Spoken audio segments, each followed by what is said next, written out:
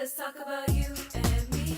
Let's talk community. Let's talk about all the good things and the bad things that may be. Let's talk about us. Let's talk about us. Let's talk about us. Let's talk.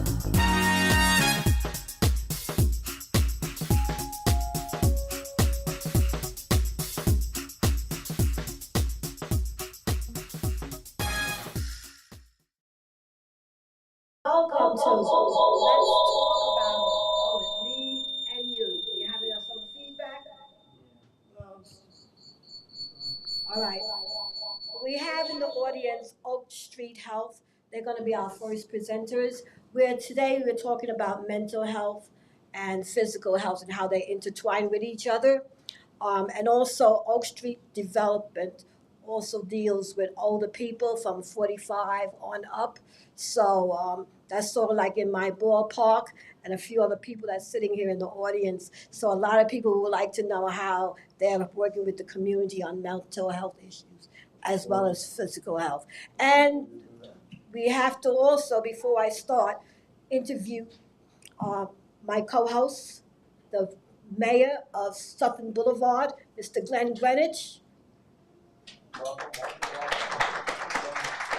Delicia Davis, and Paul Bartley. And as you know, I'm Lady Pauline, and welcome to Let's Talk About It with me and you. Okay, Oak Street Health, where are you? Joshua, let's step up.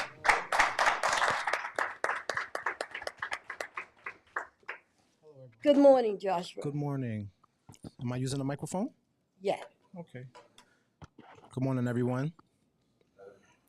Does it work? Okay. Good morning, everyone. Thank you. Yes, so I'm delighted to be here to speak about the amazing things that Oak Street Health is doing in our community. Specifically, when we're talking about mental health and physical health, this is a one-stop shop at Oak Street Health. Oak Street Health has developed so many new programs in medicine to help our community. In addition to that, the mental health services that we provide in center are also becoming a major component in our neighborhood. The reason why is most people who come for medical services, they also have additional underlying issues. And if you have a one-stop shop to bring all your medical needs, your psychological needs, even social service needs, right? Most of the times you have to go to different centers for these types of activities. At Oak Street Health, we serve as a resource hub for seniors or adults on Medicare, right? So say you are on Medicare, you do qualify for Medicare, and you're looking for a primary care physician. The reason why Oak Street Health will be beneficial to you is because Oak Street Health services individuals in the community within 3 miles of the facility. What does that do? That reduces the amount of patients that you have in the clinic to see the doctor. A lot of the times the patients come to me as an outreach exec, and they are so delighted that they don't have to have such a long wait time to see their doctor, right? Oak Street Health did a survey. They identified the cries in our community from our grandparents, from our old adults in our communities, our senior leaders. They identified those cries that they hear in the medical system and made those changes. We handed out some of these pamphlets earlier, but I just want to touch base on a few of these bullets, right? Choice of in-person, phone, or video visits, right? Oak Street Health has a state-of-the-art medical system called Rubicon. Rubicon allows us to interact with our specialists while you're at your primary care physician appointment, right? What does that do? That limits the amount of times our seniors have to go from doctor to doctor, navigating through New York City to get health services. Oak Street Health has identified those things and made those changes. In addition to that, 24/7 support helpline, around the clock care, right? Let's say you are a patient with Oak Street Health, and God forbid you do go to the emergency room. Oak Street Health assumes that medical bill, right? go into the emergency room. Oak Street Health doesn't get paid by Medicare unless we're able to prove that our patients are going to live a healthier lifestyle. You get a complete care plan, right? What does this do? You don't get that urgent care feeling, right? Um, Another thing I wanted to touch base on was connections to trusted insurance agents. Trusted insurance agents. There was a time in New York City when you could walk into an insurance agent in front of any corner and they would be trying to promote you a type of insurance to get you to switch. Some of us are familiar with that in this room, right? We have trusted insurance agents at Oak Street Health who we work with around the clock to ensure that you get the best Medicare supplement for your plan. What does that look like? We have a public relation manager. A patient relation manager who interacts with each and every patient that comes into Oak Street Health to make sure that you have a custom care plan designed especially for your medical needs. In addition to the medical services, it's the events that Oak Street Health does. Every day we're doing events in our community. So it kind of poses as a senior daycare center in a primary care with social services, with mental health services. What does that look like? A resource hub for our community. So I'm delighted to be a part of Oak Street Health. I've been an outreach exec I'm hitting about 7 months at Oak Street as an outreach exec. I go into our communities. I meet with our seniors. I meet with our older adults on Medicare. And when I inform them about Oak Street, they end up telling me about Oak Street, the difference that they seen when they came in the door. So that's why I'm excited to be here today. I thank the panel for inviting me because this is what we need in our community, right? We need to, as young folks, and even as older people, to promote a healthy lifestyle, feeling good, waking up, having a book schedule, doing events. That's our livelihood, right? So that's a part of what we do at Oak Street Health, and that's why I'm excited to be here today to explain it to you. Thank you. Thank you. Josh, I would like to say something, and I'd like to say to the audience, I am a patient at your facility, and I switched about 6 months ago from New York Presbyterian Hospital to you all, and I'm very satisfied with the services. I like the special care that you give and the fact that you don't rush. When I talk to a doctor, the doctor takes its time and explains everything about Oak Street, Absolutely. about what's wrong with me, everything. And that's a wonderful feeling when you feel comfortable talking to your doctor and that you're not being rushed, you're not on a clock. Right. So I take my hat off to your organization for that and your different services that you provide the community. Amazing. I really appreciate that feedback. And that's much of the feedback we get at Oak Street Health. And that's my reward. I'm in the community, I'm meeting people who've never heard of Oak Street Health. And when I see them walk in the front door for a welcome visit for the first time, it's almost like a chilling experience because I know what Oak Street Health is about to do for them, right? Today, I have a sign up sheet. If you have any friends or family on Medicare, we have a sign up sheet. We're going to invite you for a welcome visit. You come into Oak Street, you make the decision. You'll see the difference in the medical care. So you'll be able to make that decision when you walk into Oak Street. You may know any senior in your neighborhood or someone with disability who may have Medicare. Everyone on Medicare is not age 65 or older. You have some individuals on Medicare who have disabilities or whatever circumstance, and you really care. Oak Street Health is probably the best place to refer them at this time. It's a one-stop shop for all their needs. Joshua, you alluded to it earlier, but would you let people know the value-based medical care that is the future of medicine? So because I don't know that people understand, people are used to going to the doctor per visit, but the value-based medicine is a bigger conversation. So would you share with the folks a little bit Absolutely. more about that, please? Absolutely. When you're Thank talking you. about value based and you're talking about medical care, right? You want to ensure that you're getting a complete plan that's going to ensure that your medical needs are being met. Most of the times, doctors are so stressed out with the amount of patients that they have to see. Oak Street Health identified that and made that change. So now your doctor time, your time to come to Oak Street and meet the doctor is your special time. There will be no one else booked at that time but the individual booked for that patient. What does that look like? That looks like 51% of all Oak Street patients stay out of the emergency room. That's 51% of our patients that come into Oak Street Health for the first time and they become long-term patients. 51% stay out of the hospital. So when you look at value, when you look at quality, when you look at a one-stop shop for all your Medicare needs, that's what Oak Street Health has for your value. Thank you for coming, Joshua. Thank you. I wanted to know, aside from the age category, what are some other qualifications that an adult would need to get care from Oak Street Health? Right. In addition to the age range, like I mentioned briefly before, you must have Medicare to be able to qualify for Oak Street Health to be a primary care, right?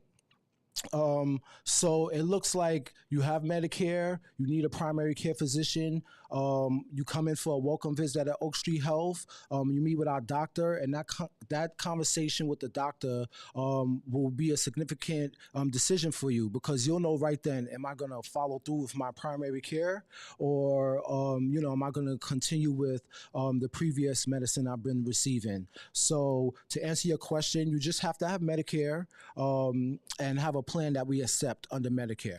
Okay. And one more question. How do you service the mental health community? Yes, we have behavior specialists and social workers in our clinic area at Oak Street Health.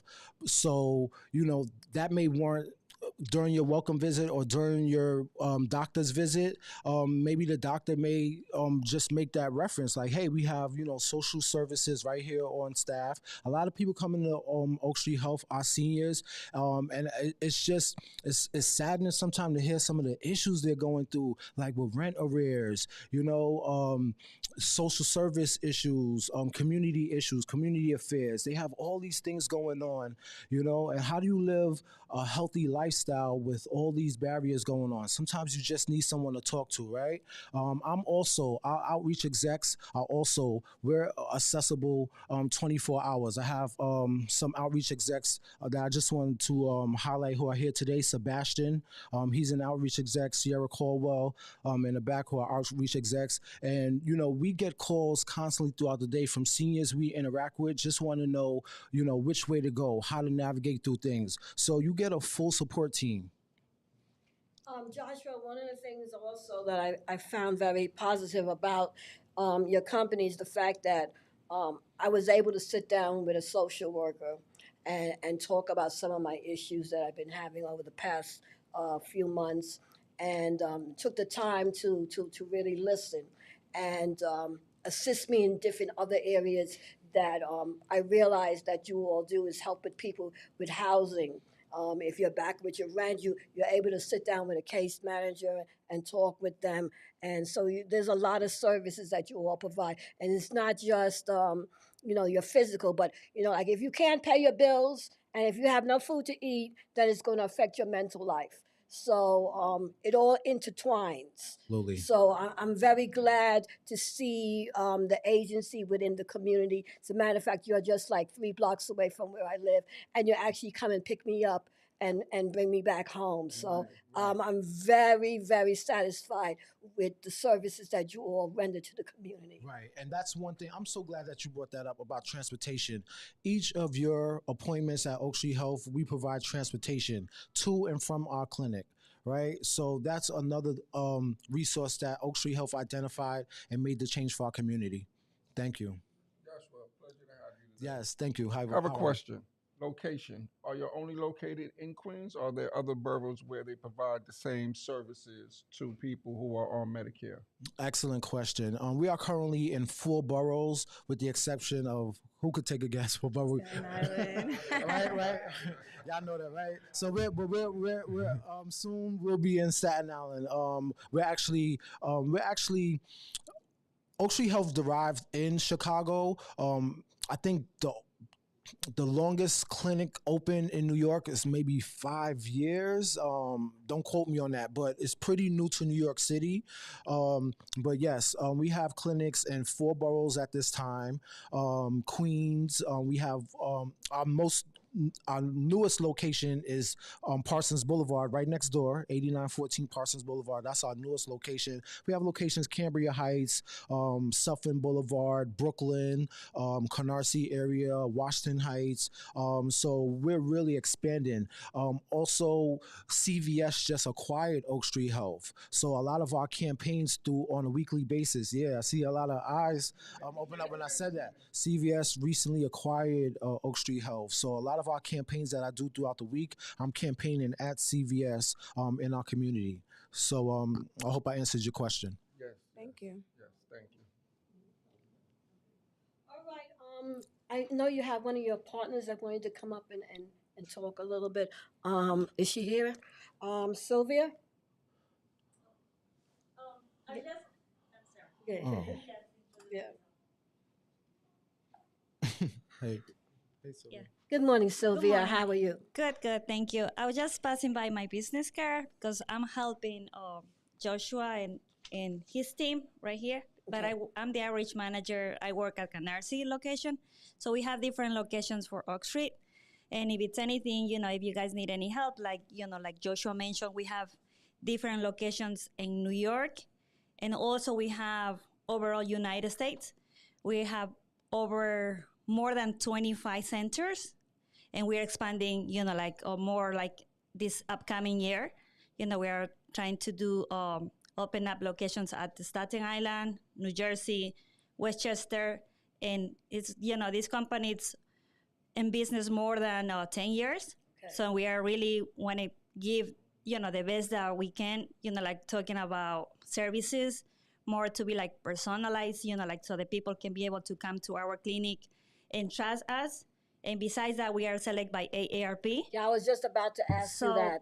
How are you all connected with AARP? Yeah, so we are having a good relationship with them because that's one of the companies that we are selected by AARP.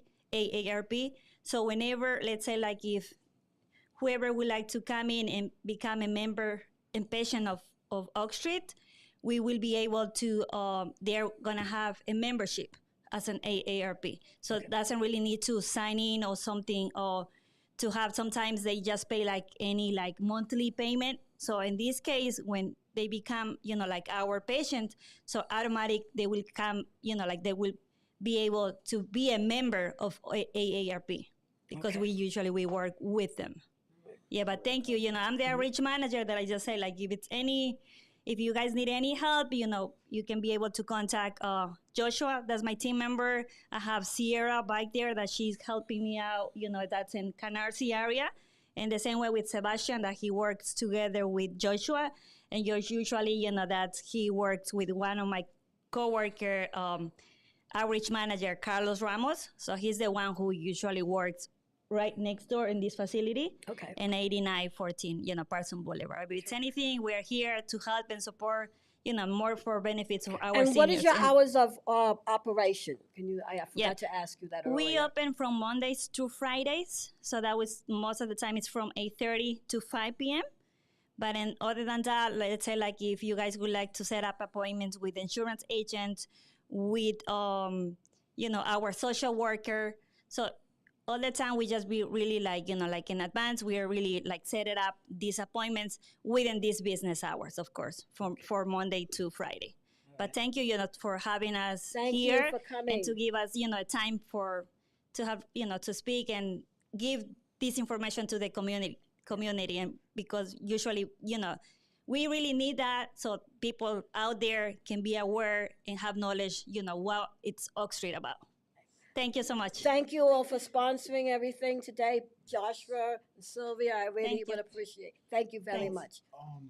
Yes. Really quick, just in reference to sponsoring, that's another thing that I really want to highlight. A lot of us have church organizations, groups, luncheons that we want to sponsor. That's where you want to come into Oak Street Health. We're willing to sponsor those types of events. You might need refreshments, giveaways, things like that. Contact an outreach exec at Oak Street Health. We're willing to help you with that in your community. Okay. Thank you. Thank you. Thank Thank you. you.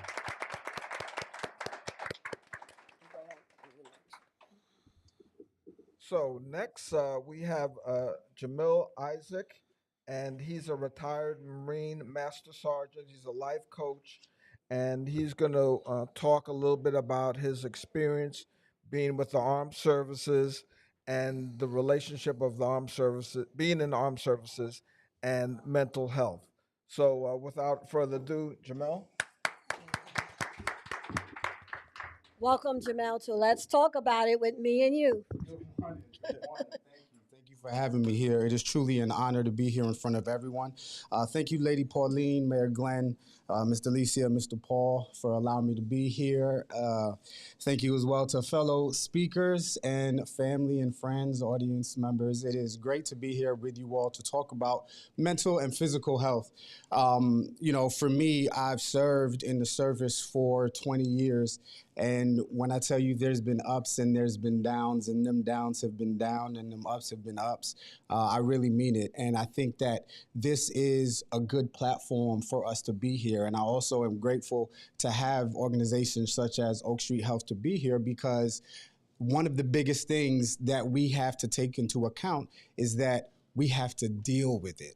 Right? When we talk about mental health, when we talk about physical health, when we talk about detriments to our lives, things that we have to do is deal with it. And we can't deal with it without organizations such as Oak Street Health and having those counselors and those mental health professionals to be able to help us. So first, I guess I'll just go into a little bit of myself and my story. I am a Queens native by way of the United Kingdom, through Jamaica, through St. Kitts. My family kind of, decided to leave the Caribbean and go over to the UK. I came over to Queens when I was about 6 months old. So that's the only thing I know. Grew up on one side of the Van Wyck and then crossed over to the other side of the Van Wyck. So I was over on Suffolk and then went over to Linden, further down Rockaway. So New York is in my heart through and through. So again, this is like great for me to be home, and it's just like an honor. When I came over here, went through PS 160, did the whole, school thing. And about the age of 17, I graduated. I actually did school in the UK, but that's a whole nother story. I graduated and came back and was kind of working at a summer camp and did some administrative duties throughout the year. But I needed something else. I ran track. I was a track professional with my coach and mentor who is no longer with us, but he has taught me a lot. He was also a Vietnam vet. And because of him, in 2003 of March, I joined the Marine Corps. Joining the Marine Corps in 2003, obviously we all know what happened September 11th, 2001. And so it wasn't with the intent for me to go to combat, right? It wasn't with the intent of me, I'm going to Iraq, or, it was just to do something else. I needed something different. I was growing up in Queens, and, things weren't necessarily on the up and up, especially in the early 90s. And so I just needed something better. Or in 2000, so I needed something better, and so I decided to join the Marine Corps. 2004, I found myself deployed, and I found myself in combat. I was an electrician, and I was powering up a hospital close to Fallujah, and essentially I saw a lot of the aftermath of what came in. I served as an ambulance driver. I served essentially as a medic as well, and let me tell you, it wasn't nice. It wasn't pretty, but it was also life. And it was things that we all go through on a daily basis, not necessarily in combat, but depending on where we're from. I think I did mention and shared the story recently. The day before I joined the Marine Corps, I was sitting outside on my stoop just taking everything in, and an altercation arose and an individual got shot. And so I kind of went back into the house and was just like, I made the right decision. 2 years later, I didn't think that I would find myself in a deployed environment. I didn't think that I would find myself there kind of seeing what I left, right? And so now I'm questioning myself. The one thing that I did not take into consideration is what toll this was taking on me in my mind, and what toll this was taking on me as an individual, and how it would impact my life later on down the line. Shortly after that, 6 years later, we say I found myself in Afghanistan. And now I was doing a different position. I was essentially logistics, and so was on every kind of convoy out to forward operating bases, combat posts, and taking logistical supplies to Marines that were forward. And it was many a night sleeping on top of ISOs, many a nights with, firefights erupting in the near distance, many a nights with, incoming rounds. And again, this is a story of about 7 months, 7, 8 months this happened, and it falls back down to not taking into consideration what this was doing and what kind of toll this was having on myself, right, and my mental health, because in 2003, it was not a thing, especially being of the Caribbean heritage.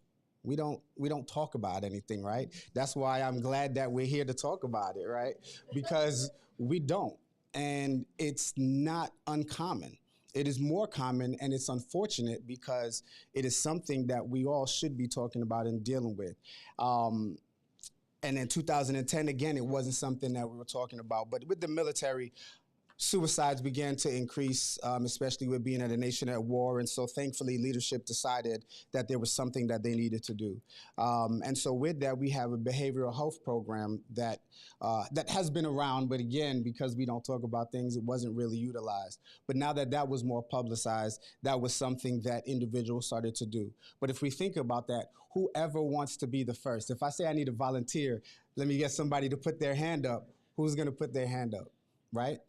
But yeah, okay, I got one. Okay, I like it, Joshua. I like it.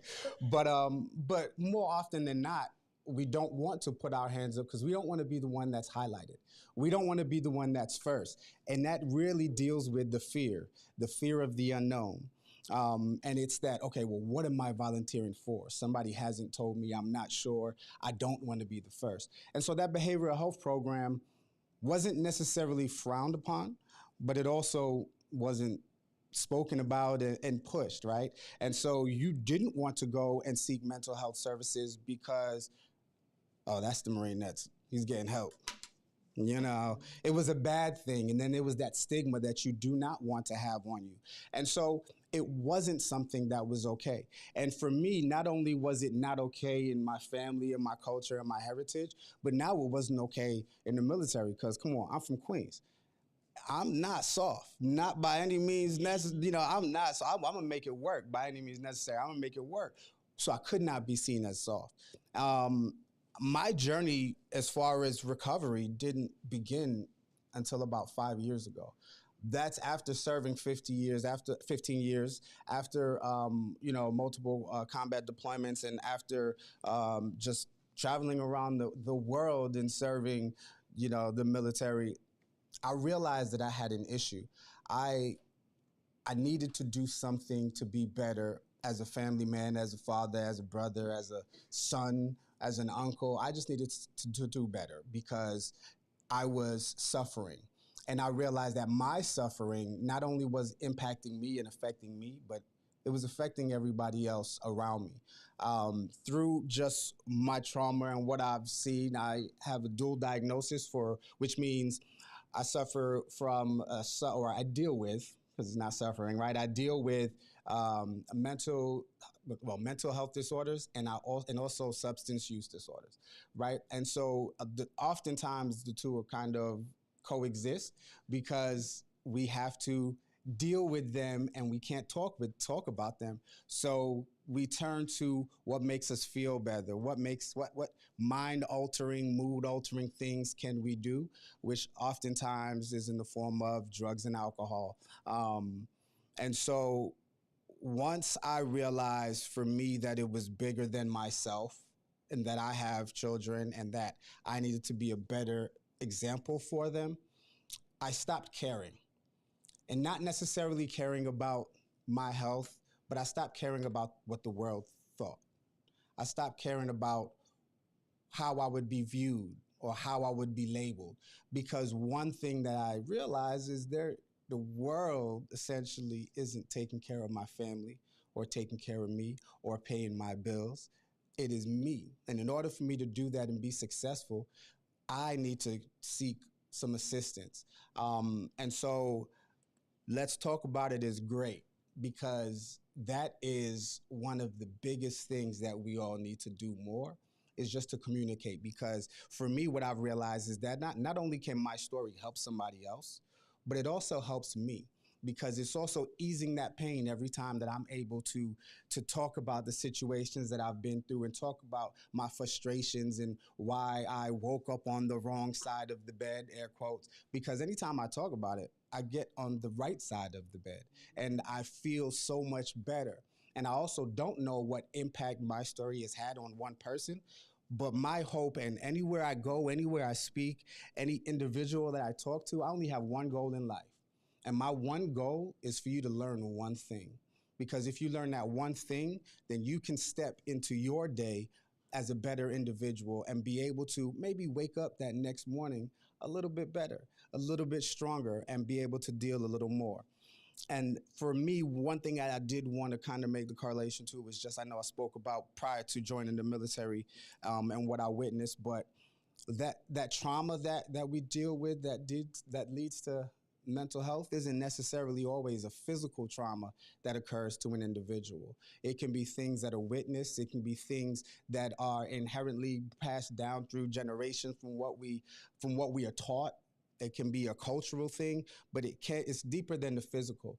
And I think in talking about it is how you realize, or you come to that realization of how to make yourself better, or how to start that process in healing.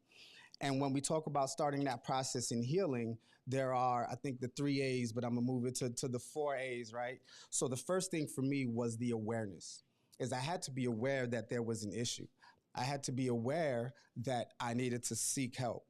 And in order to be aware and in order to do that, I needed to have organizations such as Oak Street. I needed to have organizations such as Behavioral Health Program with Marine and Family Programs. I needed to have those counselors that was there that were able to give me the training and talk to me about, hey, this is what mental health is. Let's do a deep dive into yourself. And once I was aware, I had to accept that. Oftentimes we are aware of these issues, but we don't accept them, and so we don't necessarily deal with them. We just push through, right? We push through that wall and we keep on, regardless of the impact that it has on you. So once I was aware, I had to make that decision on holding myself accountable, which is that 3rd A. And so that accountability piece comes into it. That accountability of, what do I want to do? What kind of example do I want to be to my brothers, to my sisters, to my cousins, even my parents, right? Even to those that are older, because, experience essentially and what you've gone through is what makes a person wise. I don't necessarily believe that it's, the years that they have. So you can impact, and I only say that to say that you can impact people that are older, you can impact people that are younger. Just don't be afraid to share that story. And then after that acceptance and that accountability, that 4th A is that action. What do I do? Do I choose now to be aware, to accept, and just be like, you know what? I'm just going to keep on tracking, and my action is to do nothing and just to keep on struggling on a daily basis? Or do I reach out? Do I make that call to the organizations that we have that can help us? Do I get some help about it? And that's what I chose. So thankfully, with me reaching out, I feel like in this point of my life, I am in a much, much safer place, a better place for myself, a better place for my family. And I'm able to use platforms like this to kind of tell my story, and just to be able to be that mentor, that coach, or that friend that somebody may need in any moment. Number one, again, just want to thank everybody for being here, for listening, and thank you all for having me. And I guess Thanks if you for have telling any your questions, story. of course, that was like a little, yeah, thank you. So tell us, what are some of the actions you're taking? I've heard of mindfulness, I've heard of meditation, Woo! I've heard of some other things. Share with us some of the things that you've used to be able to cope.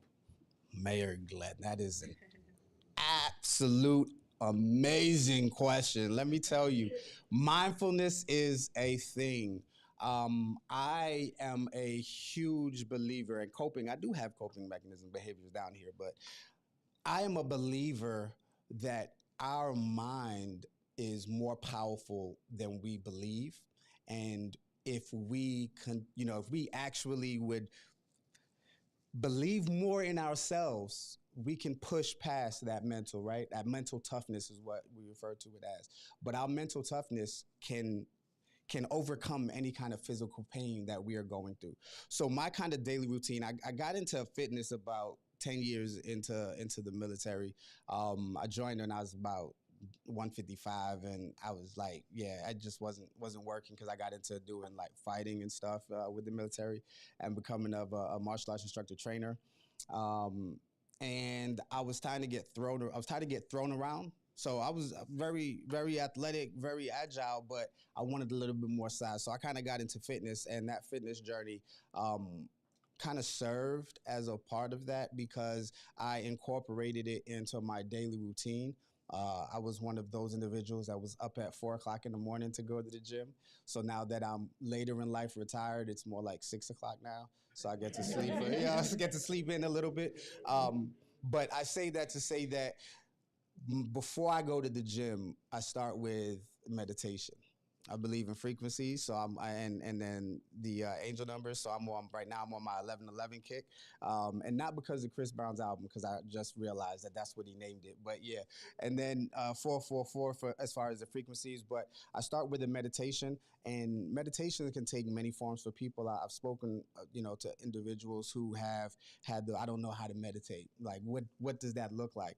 And for me, the easiest way to explain it is just starts with you being in a quiet room by yourself. Just taking a moment. And even if I meditated this morning with the TV blazing and things going on, but just took a moment to myself. I took myself out of the mix and I stepped into a separate corner and just had my moment. So meditation is huge for me because it allows me, number one, to calm myself. I also have kind of high blood pressure, and that's just, I don't know if that's a family thing or military thing or always being on edge. But it helps me to be conscious of my body, be conscious of essentially that heart rate, my rhythm, and be able to slow everything down. So mindfulness is definitely huge. I do my meditations, I do fitness, I do, working out. That's another thing that I do. And I think one of the things that I do now that has helped is, some of y'all may not like this, but I read. I definitely Love read. that, love I read a that, whole love lot. that. Let me Keep tell you, I on. was one of those. I'm a visual learner. You show me and I can do it. But I took up Atomic Habits was a book that I read last year that was really great. James Clear is really, really great book because it just helps you in identifying, some of the negative habits that you have, some of the habits that you have that you don't even know that you do. Even more than just the fingernail biting, or when we think about habits, there's things that we do on a daily basis, where you place the remote every day when you're turning off the TV, like that's habitual, right? So Atomic Habits definitely good in building and changing, and you wanting to change. But reading those self-help books, that has definitely helped me through my journey, and just acknowledging this, and then therapy, obviously doing therapy, because the one thing, if you don't talk about it, it all stays boiled in. And we know what happens to that kettle, right? On when you put it on, it's gonna keep on whistling, water's gonna dry out, and it's not gonna be good news for you. So, so it's good to release. So definitely therapy and talking about it is huge for me. Amazing. So I, as an author and an educator, Love it. truly believe in your different methods of healing. So kudos to you. Thank you.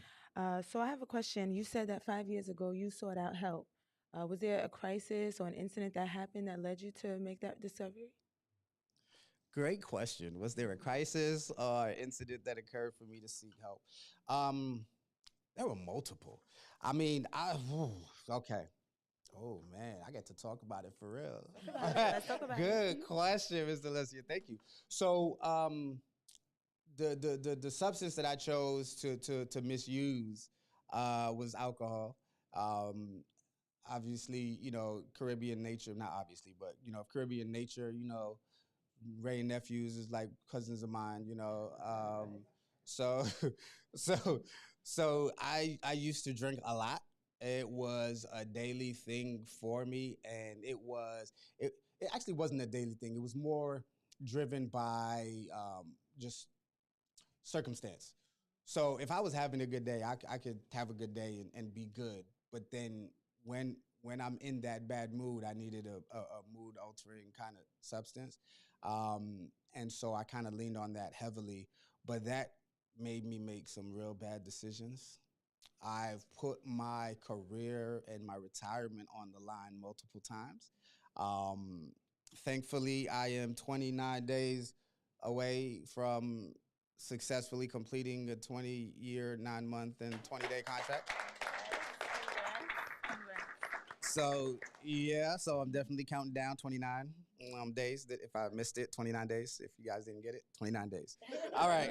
So, but yeah, so I bring up alcohol because I was one of those individuals who referred to themselves as a high functioning alcoholic, right? Meaning that I can drink as much as I wanted to drink and still continue to push, right? As we would say, and it wasn't an issue. And then I also was a big believer of things aren't a problem until they're a problem. And so for me, it became a problem. And so I started off with counseling and just say, I need to talk to somebody because hopefully, if you can help me relieve some of this pain and some of this, whatever's going on in here that I don't know, maybe there's less that I have to go and drink later. You know what I mean? So for me, it started there. Obviously, you know, the relationships building with my kids and my spouse was not was yeah it was went down the wrong road completely, and that jeopardized everything there. And so I'm still trying to rebuild relationships right now with my children, based off of just actions that I've taken. And I think for me, that's what has hurt the most. And that was where I was like, yeah, it was all good until it wasn't. And I mean, I'm not even gonna get into to the stories of that because you know New Yorkers don't cry, so we ain't gonna do that. I, Right. I do believe that book that you read, Atomic Habits. We read that. I read that recently as well, and I didn't realize how much of what we do are habitual. And I'm just curious to know, what did you take from that book? What habit did you change? Oh man, I think for me awareness because I think all my life, oh, not all my life, but since I've been, you know, trying to better myself, probably for the past 10 years, I've been trying to change habits and I've been trying to adjust, but it just hasn't worked. And so 5 years ago, you know, when I started this journey, um, and I started to actually change habits, that book, number one, for me served as just reinforcement. Reinforcement that, hey, you are stepping in the right direction. And then obviously it just added more tools to my toolkit. But for me, it was more awareness because I was aware that there was a problem and I was aware that there are tools out there that can help me change them and that I was going along the right path. And yeah, so I just want to continue with that. Congrats. Thank you. I Doing great. appreciate it. Thank you very much. Jamil, Yes, Mr. Paul. pleasure for having you here today. I really enjoy, what you're sharing. I've been in the social service field for many years. I have multiple licenses and certifications in substance abuse and mental health. And apparently, just like you, I'm not a firm believer in the functional addict. Can you talk just a little bit more about that? Okay, yes, I can. So the functional addict, the high functioning addict of those, it for me was um, still being able to produce and still being able to achieve while while under the influence, right, of whatever substance that it was that you were using. And so it would be mornings of, all right, time to, you know, have a pick me upper, right? So you have your little morning drink and then you go to work. And you go to work and you perform at work, you get accolades, hey, you're doing a great job. And in your mind, or in my mind anyway, it was, if only you knew, right? But let me just continue to put, because y'all, you don't even know. And just while I'm on that, 9 times out of 10 they know, or somebody can tell that something's off, especially if you're around close people. So my family definitely knew, maybe not just random people that I would bump into throughout the day, but those that I was working closely with could definitely tell, because we've had conversations about that afterwards. But while you're going through it, you don't think that anybody knows, and you're doing your checks, you're all right, I'm good. You're looking at your eyes, you're using the eye drops, and you're like, all right, eyes aren't red, eyes aren't bloodshot. I'm still able to operate. But this is dangerous, because there are those individuals that operate, heavy equipment, operate machinery. And I hate to say it, but how do you get to work? We drive to work. And when you have that false mentality that I can function while I'm under the influence, or while my mood or my mind has been altered, it can be detrimental to not only you, not only others.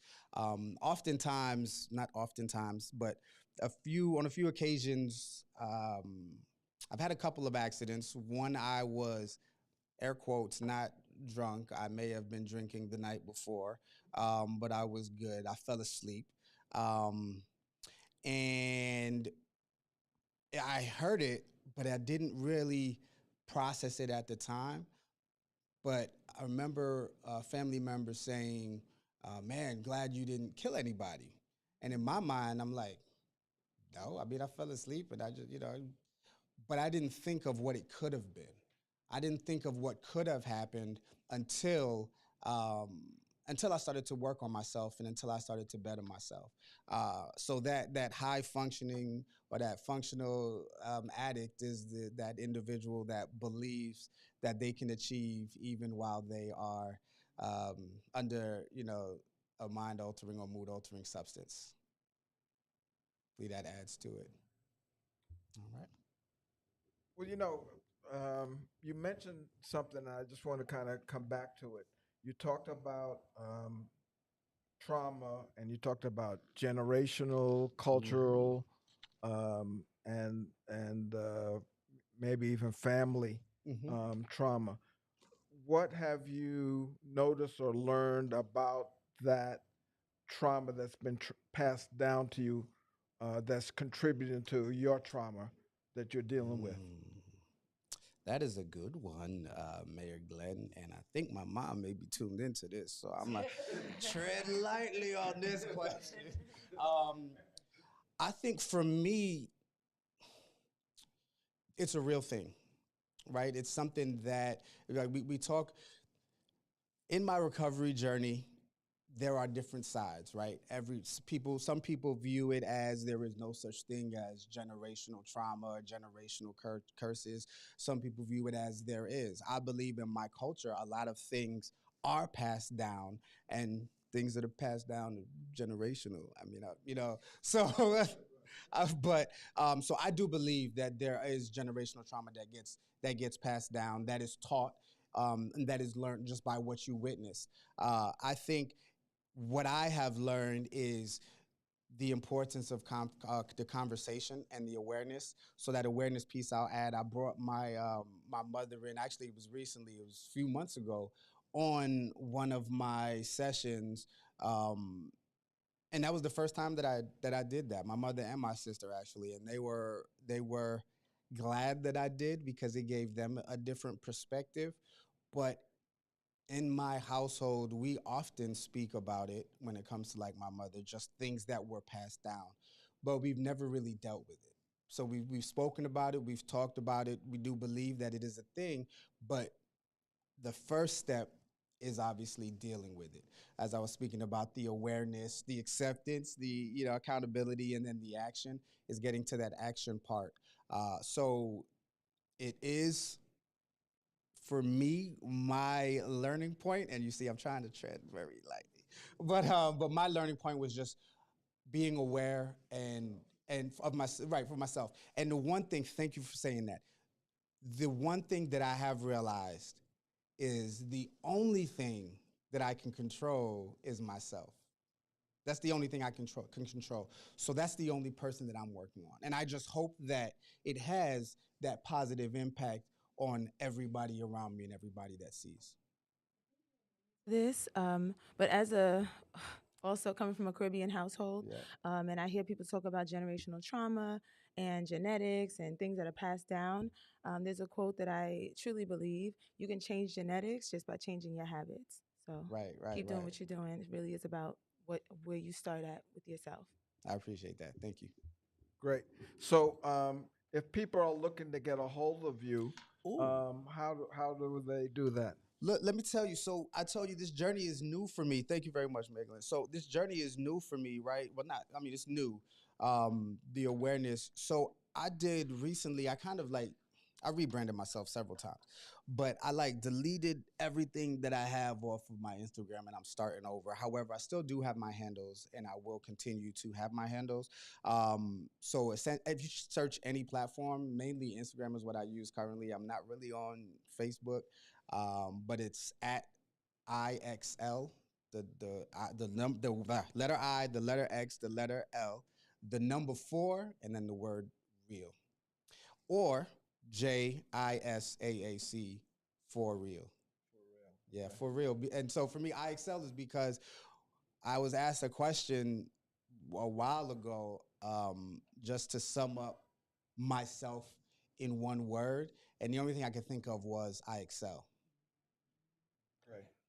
That's Thank it. you. All right, thank you. Thank Appreciate you.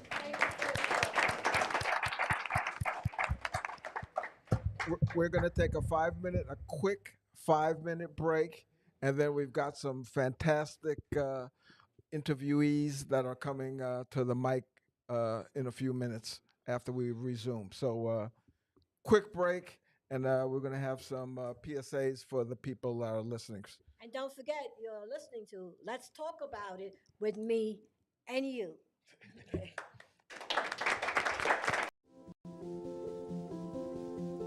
If you're watching this with your friends, you'll probably make a joke. Because you know what you feel on the inside isn't what you want people to know. If you have to pretend to be happy, find someone you trust and tell them.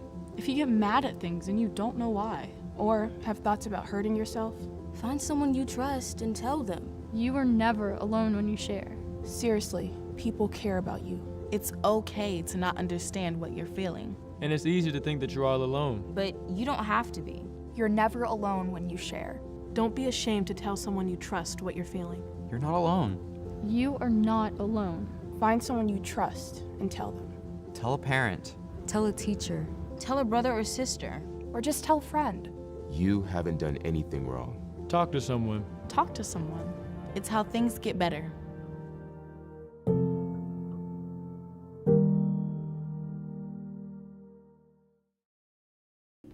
Suicide is preventable, and each of us has a role to play in suicide prevention.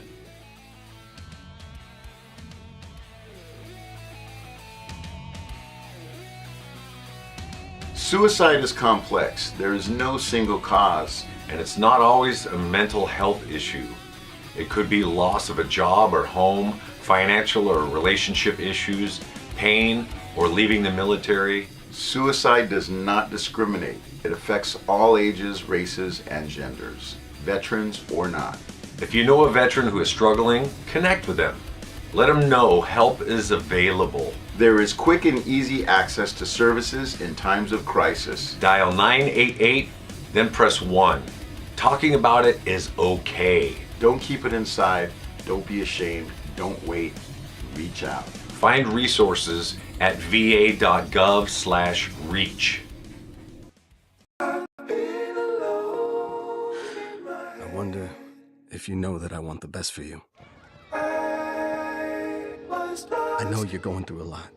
I wonder if you know that the big homie needs help too. You can't just rebound from everything. I know you've been grinding. Let's go, let's go, let's go. But how long will you fight solo? I wonder if you know that we can get help. I wonder why we waited so long.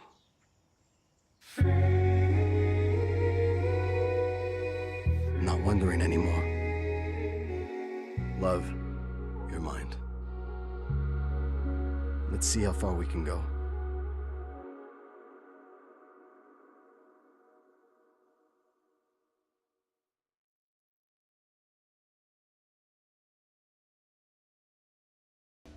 And it's great to meet you in person. Carmen answers all my healthcare questions. I love guiding you through it all, like encouraging you to see your PCP without worrying about the cost, or letting you know that you can now use Elder Plan's OTC towards rent. Carmen even called my doctor to plan for home care after my surgery. I didn't have to do a thing. You've been through it all. No, we've been through it all. That's what I'm here for. If you have Medicare or Medicare and Medicaid, call today. Elder Plan, leading the way to great care. I used to think all doctors were the same. Then I switched to Oak Street Health. You see, this isn't your typical doctor's office. Instead of waiting around for me to get sick, they focus on keeping me healthy and feeling good. Hey, still got it. Zion. No sugar, right? And the best part, everyone at Oak Street Health is experienced with people my age. At Oak Street Health, we specialize in caring for older adults like you with a focus on keeping you healthy. So don't wait. Call today. Zion, we're ready for you. Here people get to know me the old-fashioned way. By listening. This guy takes all the notes, so my doctor is all eyes on me, and I'm never rushed out.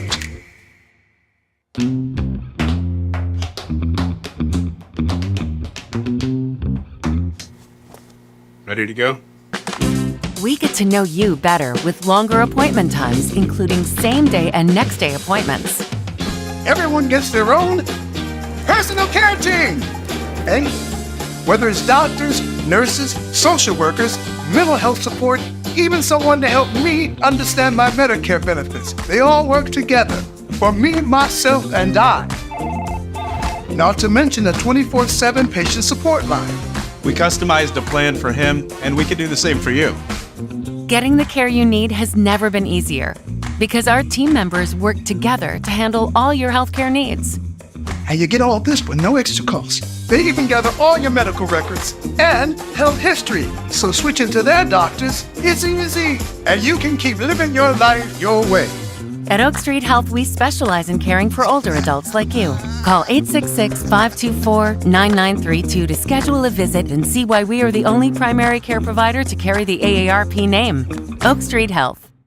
Welcome, brothers and sisters, to the Faith and Mental Health Hub, a dedicated space for faith leaders just like you.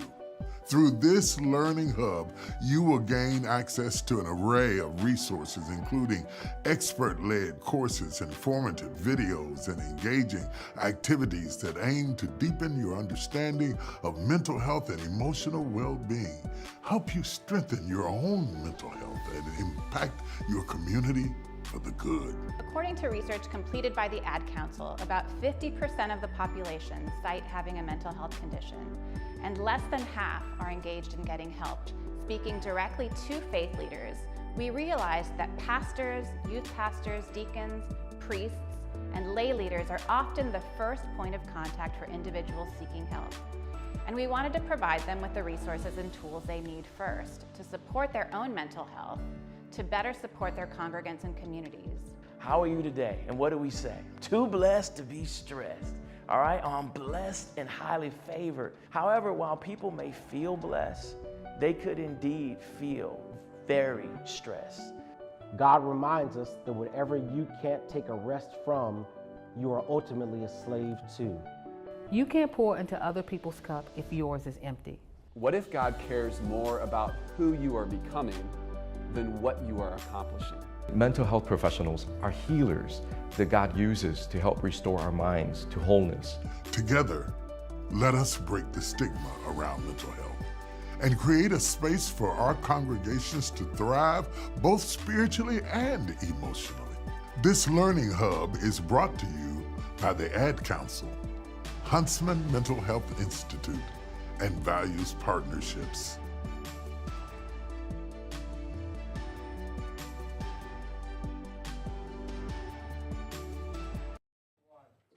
Welcome everyone. Welcome back to Let's Talk About It with me and you. I like to take the time to say I'm Lady Pauline, my co-host, Mr. Glenn Greenidge, the Honorable Mayor of Sutton Boulevard, and Delicia Davis and Paul Bartley.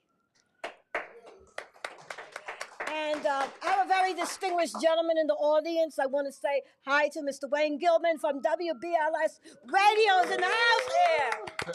Okay. Okay. All right. I hope you all are enjoying the program. So next up, we have Quentin Mezentin, and he's going to be talking a little bit about his business, I Am Dad, and telling you a little bit about his story, because it involves mental health and mental and physical health along the way. So without any further ado, let's welcome up Quentin. Quentin. Hi, Quentin. Welcome to Let's Talk About It with me and you in the community. Thank you. And following Jemille, what an honor. Let's talk about it. Wow. Yeah. Well, I'm the founder of I Am Dad, but before I get into I Am Dad, I want to let you know about myself. I was born in Brooklyn, but I moved to Queens because my parents felt that was the good move back in the day. That's the upgrade to move to Queens from Brooklyn, where we live. It was.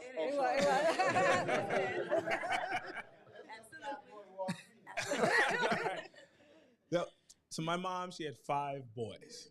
She kept having children because she always wanted to have a girl, and she never got her wish. So after 5, she quit. So we moved to Queens. I'm number 2, and we're just living an average life, just going through what we don't know. So I never knew that we were living in poverty because everybody else was living in poverty until my parents sent me to private school to really separate me from my community because all the things that were going on. So I went to school to a predominantly white and Asian and then Indian and then minority Black, maybe 1-2% Black school. And when I went to that school, I had a false reality of who I was. My identity, I didn't know till later, was taken. So I was striving for things and liking things that I didn't even know why I liked it, but it was like all my peers liked it. But then we all went home to different homes, and then we had this big disconnect because they didn't have the worries that I worried about. They didn't have the concerns that I concerned about, and I could never achieve the things that they achieved. But we came back from summer, and I'm like, you went to Europe? You went to what, Brazil? I'm like, I went to the park. Couldn't really compare, but I was like, okay, we're gonna keep growing and stuff. And then our parents were like, we still want to keep you away, so they sent us to boarding school. So my first school was in Hendersonville, North Carolina. I was in the boondocks, the suburbs. It was just grass and mountains. Like my first job was working in a greenhouse, growing cucumbers and vegetables, selling flowers on the weekends, and going mountain biking. And it was awesome, but I couldn't connect with anybody at home again because no one knew what I was talking about. And then they thought it was too far. They sent me to a school in Jersey, in Tranquility, New Jersey. It's in South Jersey, waking up to frozen grass, ducks everywhere, mountains again. But it was cool because I learned a lot about myself. But then I would come back to my nice neighborhood home and my parents would have moved again. And now I have no clue where I am, who everybody is, and I'm going to the park with a bunch of strangers because my summers were still the same growing up. And then my junior year, I became a little rebellious. Got caught just messing around at school with a girl, nothing crazy, but that was prohibited. So I got suspended, my parents felt disrespected, and then they said, we're gonna send you to punish school as a punishment. August Martin High School. Was not doing good. But it was the break I needed. It was the freedom that I didn't know that I can get. I can talk back to a teacher. Like I could curse in school. I didn't have to go to all my classes. I did graduate, but I was able to see what I only saw in afternoon specials in real life. Gangs were just like something the news talked about, but I was like, whoa, my friends are in gangs. Like things are different. Like, this is dangerous. Who got stabbed? What? This is not nice, but it's real. And this was just a fiction to me because I was always sheltered from this life. So then growing up, I'm like, I graduate. My parents still send me back away. Well, I kind of chose to go away to college. Maryland, but I left my high school girlfriend. So my high school girlfriend, we met at Burger King, and then I went away to Maryland. And then, my first year back, she missed me. We used to visit every weekend a little bit. And then she got pregnant. 19 years old, I have a decision to make. Do I become a father or do I go back to school? My father, he came with his words of wisdom, and he said, here's $600, go have an abortion. I took that $600, I talked to my girlfriend, and we paid our phone bill, we went to a movie, and I had my first child. He wasn't active in my life that much, so by the time he noticed she was already with child, he was like, wait, is that the same 600? I was like, yes. So 19 years old, I decided to work. I was like, all right, I gotta do better than I grew up. I don't want to have my kids growing up a certain way. And everybody's telling me I'm a failure. My family's like, I just messed up. I became a statistic. I will never achieve anything. All this money they invested into me, and now I'm gonna just become a failure from now on because I just with child at a young age. Gotcha. No one's gonna help me with diapers, wipes. I'm on my own. So I start figuring stuff out because I'm gonna prove everyone wrong. Within the next year, my wife is pregnant again. I'm like, uh-oh. I was like, now I'm 20 years old and I have 2 children, 2 daughters. And I can tell right now, I don't know if there's a debate, girls are smarter than men faster. Yeah, I agree. My daughters made parenting. No debate.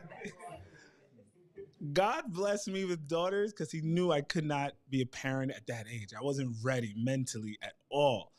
But my daughters, they understood the potty. Oh, I could pee in here now? It was just perfect. They just got it. They started speaking when they were supposed to speak, sitting up. Their milestones, they were knocking them out probably earlier than they should have, and they were just so brilliant. And I was like, we got this. I got a good job. I started working at the post office.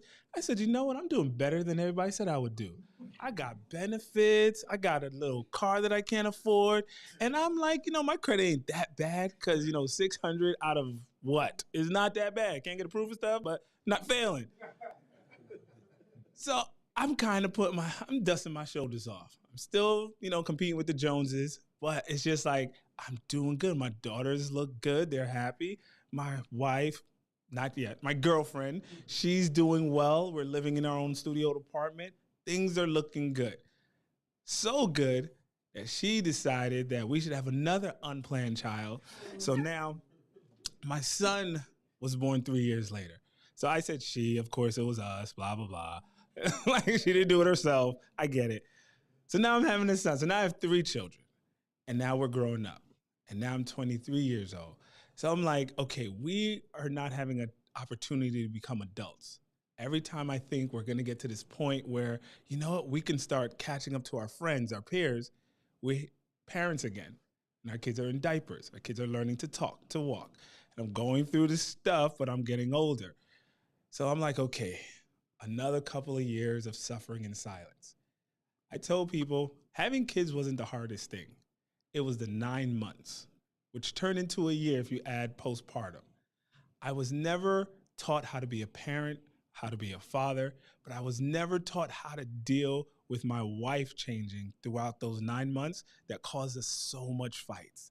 I would suffer so much in silence that I would be scared to have another kid because when she got pregnant, all I thought about was the fights, the emotional abuse, and all the things I had to keep inside just because every time I brought up my concerns, I was being inconsiderate. I was being heard. I was just like, I was being ignored because I'm not the one holding the baby. She's the one going through it. So shut up, Quentin. Just do your part. Provide, protect. And I'm just there like, okay, so the finish line is she'll have the baby. Then the postpartum came and I was like, all right, she needs 3 months to recover. So my fear of having children was that. We're growing up. I started being called a mind investor because I started taking account for my personal development. Because I'm fighting with my wife. I'm stressed over being a father, but they can't see it. But I'm by myself, waking up at night, just looking at the wall, just thinking about myself in the car. And I'm just like, what am I missing? I'm so stressed. I'm at the post office. I'm working overtime. I'm coming home working full time. But I can't go to anybody. I didn't know who to talk to, didn't know who to go to. If I went to the wrong friend, he's like, man, just cheat on her. I'm like, is that going to help? I'm like, it's not helping you, bro. I'm like, you paying child support at a young age. That's not cool. And then other people be like, yo, you should try this alternative drug. And then the one thing private school kind of kept me away from, they really throw it in your face not to do drugs for the other reasons. So when people marketed drugs to me, I told people, y'all just didn't sell it to me right, because I was oversold in private school of like, if you just do this once, you're gonna be crazy. I was like, once? I can't even taste it? So I never did drugs, luckily. However, it was one thing that a lot of my peers were doing. The post office, and then they was like, don't worry, once you get hooked, you get to go to therapy and they pay you still. So I was like, that is not bad. But I never did it, but I didn't know where to vent. So every now and then I would find a YouTube video of somebody, and I just started investing in books and mindsets, because I could not control my wife, I could not control the kids, but I had to control myself. So my personal development became my tag, the Mind Investor, which I am online. And that just became me investing in my mind to be the gift for them by my own personal development. I couldn't go to my family, my friends, so I just went to strangers. Most of these strangers did not look like me. So I'm listening to Tony Robbins, Brandon Burchard, and they're good tools that they give, good strategies. But I couldn't really, Jim Rohn, they were great, but I couldn't really resonate with their story. You lived in a farm, you lived in San Diego. You're coming from a different likelihood than I'm experiencing in the way I'm growing up. And then I found Eric Thomas, Les Brown. And I'm like, I can relate with you. You're broke. You're struggling.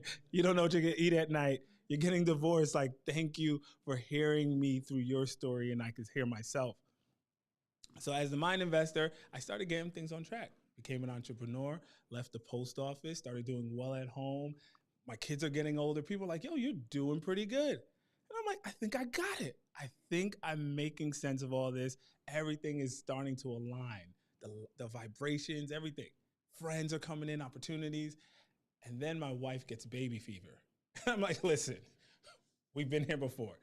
No. We fight about it for a couple years. And I said, you know what? I'm probably shooting blanks. Let me give you a few months. We'll take out the IUD and we'll try it. And if you don't get pregnant by this certain time, these 3 months, we're putting it back in.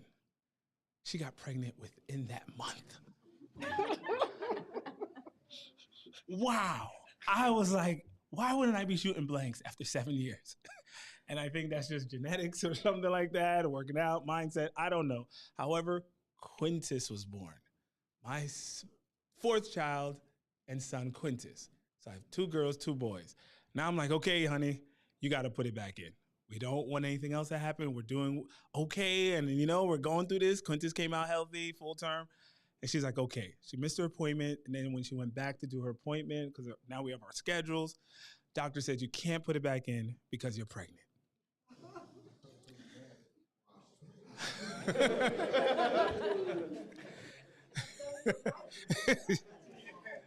Yeah.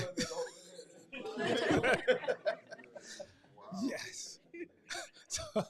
So all these books, all these stuff, and now I'm going back to my library like, okay, so something needs to work, because I'm going to go through another year of what nobody was ever helping me with a year of suffering in silence. But this time I had a team. My children, my top 3 children, they were suffering with mommy throughout that time. And I had to deal with them in a certain way. And I was just like, whoa, I'm not crazy. Because I used to think I was crazy, but I was like, y'all see it too. Like, y'all are like, my son was like, mommy screamed at me for an apple. And I was like, I know, but it's not your fault. But I got to talk to mommy about that. But she did scream at you because of an apple, that she over-exaggerated something because she didn't know what she was going through. But I used to just do this by myself. And now I'm just like, now they're seeing it. So now it's a really big issue. And then Quinn came. So now it's a family of 5. We're a family of 7. And then we're raising Quinn. So I'm just like, okay, going through the milestones. You're going to walk at a certain age. You're going to talk, and everything's going good. Around 2, Quintus started to regress. So I'm like, wait a minute. He was saying daddy, mommy, eating some foods. Why'd he stop? And every time you tried to give him stage 3 or some rice, he started to choke on it. And I'm like, this is weird. This is abnormal. I've never seen this before. I have 3 children. I know the signs. And then all of a sudden, I asked my wife, when's the last time you heard Quintus talk? And it was just like, I don't know. It's been a while. Then we started asking the other siblings. And he's like, he's just saying E, but he's not talking. What's going on? Go to the doctors, nothing's wrong. just wait. He's probably just delayed. But I'm like, I got video footage. He was talking. Like, he was moving around a certain way. He was looking at me. Now he's kind of ignoring me, low eye contact. And then doctors tell me that there's nothing, just wait. Okay, see you in 6 months. But then it starts getting worse. And I'm just like, the communication with my son, I'm just like, he just paused. He's growing, but he's paused. And I'm like, something's an issue. And then my other son, I'm like, is my younger son gonna catch up to his older brother because he's going through the milestones? And then he hits it and he starts to stop talking. He starts to regress. And I'm like, okay, wait a minute.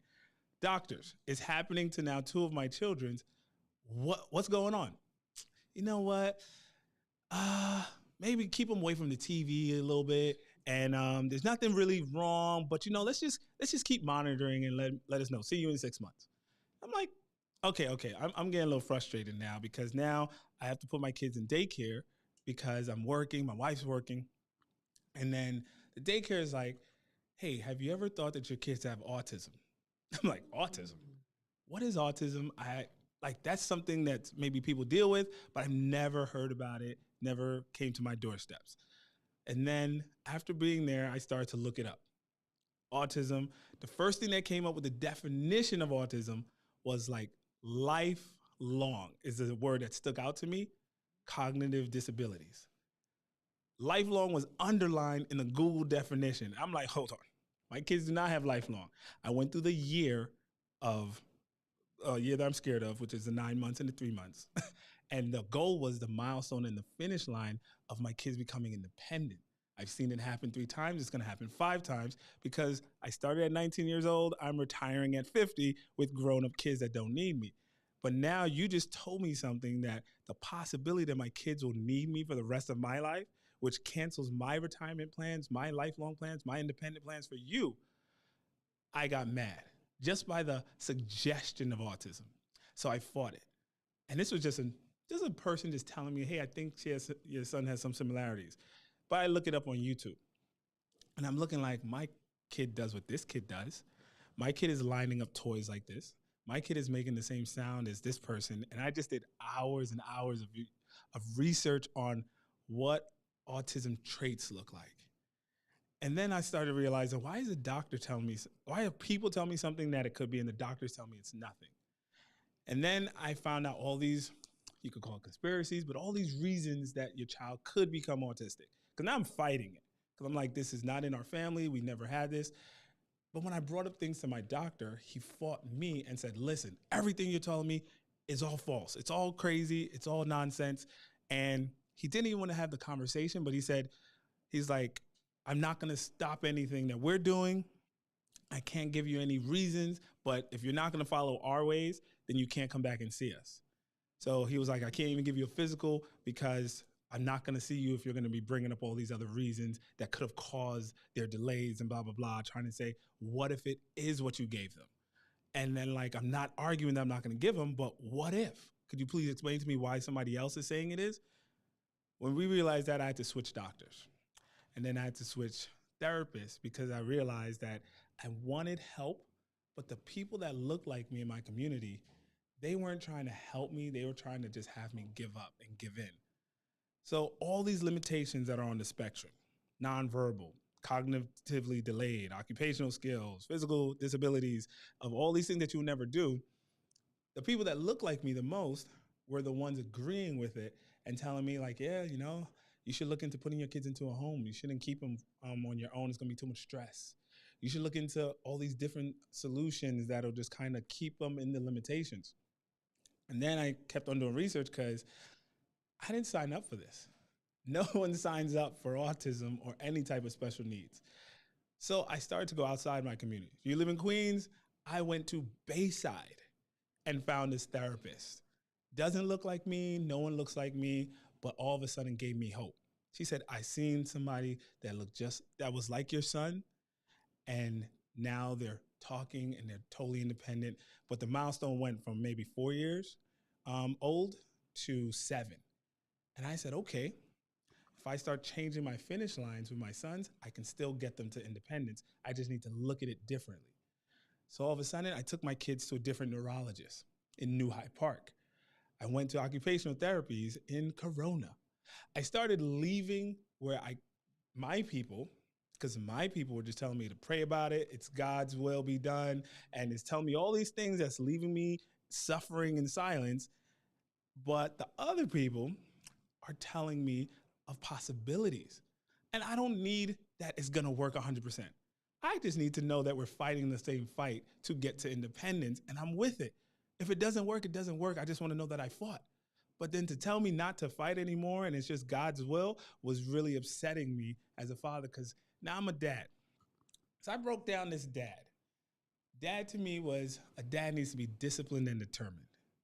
I had to discipline myself with the mindset and be determined that I was going to just do what I can to provide and protect and lead my family. But then when autism came into our lives, I had to,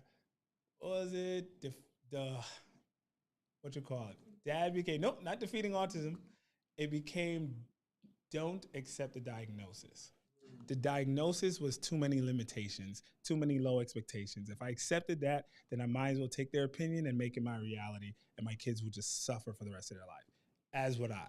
Because it's not just for the kids, it's for the whole parents, and my kids' siblings would suffer.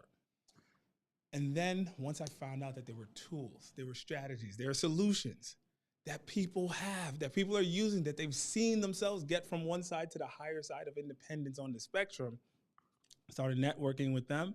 I realized that I can defeat autism daily if I practice these solutions consistently.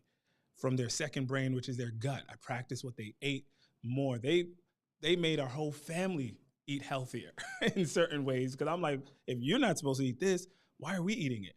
I started reading ingredients. Who reads ingredients? Not me. I was never reading ingredients. It tastes good. But now I'm reading ingredients. Now I'm paying attention to how much we sleep, what we take in. And I'm looking at all these other studies. My kids were taking CBD. That was the closest that got into our house. But my kids were taking CBD because there are over 100,000 cases of kids on the spectrum gaining cognitive abilities through CBD. The natural way, expensive, but natural. I didn't know about early intervention. It has an 87% chance of getting your child to become independent because I was never diagnosed, because I didn't have those tools early enough, because the CDC, which also has it documented, that the average white child is diagnosed at 1 year old. The average Black child is diagnosed at 4 to 5 years old. That looks like you miss out on early intervention, which is a big time of your brain developing. You miss out on all these tools that some kids get into so early that by the time they're 4 or 5, they can't even get diagnosed anymore because they've already beat all of them because they had the support they need. So there's communities that look like me that we're just not getting access to the tools and resources early enough, and now we're suffering for much longer because it's a habit. So then autism and bad behavior becomes hard to tell the difference, but it's a big difference that a lot of people just blame autism. And it's like, nope, that's bad behavior, but you didn't know because it's a habit. I realized Social Security, disability is allowed to families who children have cognitive disabilities. But if you don't know how to go through that, then all of a sudden, let's just say that's $500 a month extra, that's $6,000 a year. For 3-4 years, that's $24,000. That you just missed out on. That's not gonna retire you, that's not gonna put you in a new home, but that could have helped you get some tools, teach your kids how to swim, since a lot of autistic kids drown every year because they love water, they love to play, but they can't swim. So you could have put your kid in swimming because it's not taught in schools. It's not gonna be in your ELA or special education class. All these things that they know work. The schools that are out there that work, that get your kids to speak, guaranteed by a 90% chance. Cost. I had to teach my kids how to get potty trained at 4 and 5 years old. That was disgusting. But I did it. But I realized after I did it that I could have figured out how to do it because I found somewhere else that wanted to do it that showed me how to do it later. However, it was something that a lot of kids these days do not know how to do. And then it really helps with the kids' lacking of independence if they can't even go to the bathroom by themselves independently. But there's a company right here in Queens that'll charge you about $2,000 virtually and $3,500 to come to your house that'll have your kid potty trained in a week. But who could afford just coughing up $2,000 to $3,500? The options are out there. The tools are out there. People know that there's solutions and strategies, but it's only given to the people who can afford it. So I realized all these things I have to defeat, and I have to provide that there are tools out there. There are tests that can be done on the brain that could show you exactly what you're missing to help connect the dots.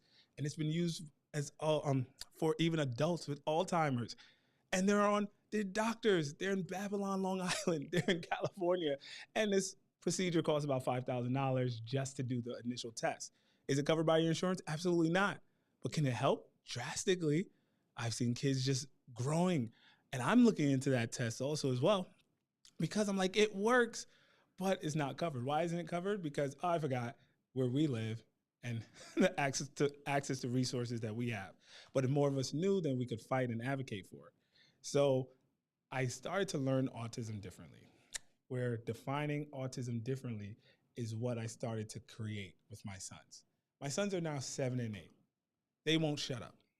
They can talk and they can respond, and I'm still working on them, but they're not the same kids. From even teachers, family members are like, what did you do to your kids? And it was what I did daily for years of suffering through tantrums, understanding them, seeing how they see the world. So now I realize what I did is, it's not common. And it was because of who I was as the mind investor, developing my mindset to get through life, reading books like Relentless, like Boundaries. Boundaries is my foundation book. Life is what you create and what you allow. So I took the always power position into how am I here? And Les Brown said this one quote: life is a fight for territory. Once you stop fighting for what you want, what you don't want will automatically take over. So I wanted to fight for independence for my children. I wanted to fight for financial freedom for ourselves, for my family, because at the end of the day, if I don't, then I'm just going to get poverty. I'm going to get a child who's going to be dependent for the rest of their life. So my kids have progressed. But what I noticed was when I started following autistic communities, they would do a post in unison with each other that said, parents of children with autism want their child to die before them so they don't have to go through this world without them. I get it. But when I read the comments and I saw over 100,000 likes and the comments saying, this is my prayer every day, I agree, oh my gosh, you've read my mind, I realized I need to do something more for the parents who are giving up. Only thing that separates me and my children becoming independent is I didn't give up. I kept fighting. So I kept on doing things consistently till this day, that now I started an organization, I Am Dad, I'm Defeating Autism Daily, where I help parents of children with autism develop the tools they need to fight for their children's independence. And that's how I got to where I'm at now. My kids are in the DOE. I just put my name on the ballot and I was elected for the CEC District 28, District 75 member representative, whatever that title is. So thank you. You can clap. You can clap it up. You can clap it up. I'm serving a 2-year term.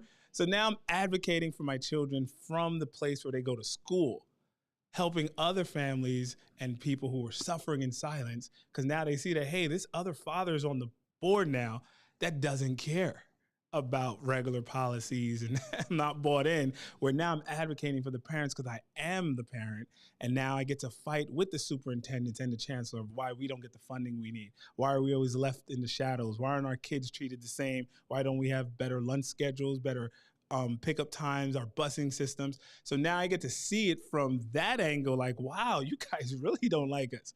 I was like, and it's not don't like us, they don't understand us and they choosing not to. Just put the special ed in the corner and go about our daily lives. Talk about, hey, we're fighting for reading, but not fighting for speaking. It's like there's no reason that kids should still be not using the bathroom in high school. But if nobody's even caring enough and they're not looking into solutions, then we just deal with it, push them to the side and make them graduate and go into the system, which is another suffering. But who's suffering? Us parents. We're suffering because if we let the system do our kids the way they do them, and something happens, if they end up on the news, if they end up missing on the Citizen app, which is like every couple of days, it's like, whose fault is it? Yours. You take the liability, but you trusted the school and the system to help you, and they're going to still blame you and what you didn't do. So everything that I've done has been outside, but I bring it in and I help other parents know what's there so those who want to fight can fight. And now, what else? I've also partnered with the Office of Hate Crimes, which is through PATH, the Partners Against the Hate, through the mayor's office this year, because they even liked what I was doing, because this led me from I am dad to realize what I was really scared of: ableism. Ableism is the discrimination that people with disabilities are less than. And that is what the hidden fear is. We don't want our kids to be bullied, but they're 4 times more likely to be bullied. And then you see what happens in the streets. On the train, there was a child that was abused, and it was just because of his disability that other people picked on him. Nobody wants that. So now I'm advocating, I do workshops raising awareness of what ableism is and how we can all learn what it is, but also learn how to stop it from our workplace, from environments, so we can actually help support the other parents that are worried about it, but they're not talking about ableism. They're just talking about, like, I hope my kid could get through elementary and junior high school. It's safe in elementary. No one's worried about anything.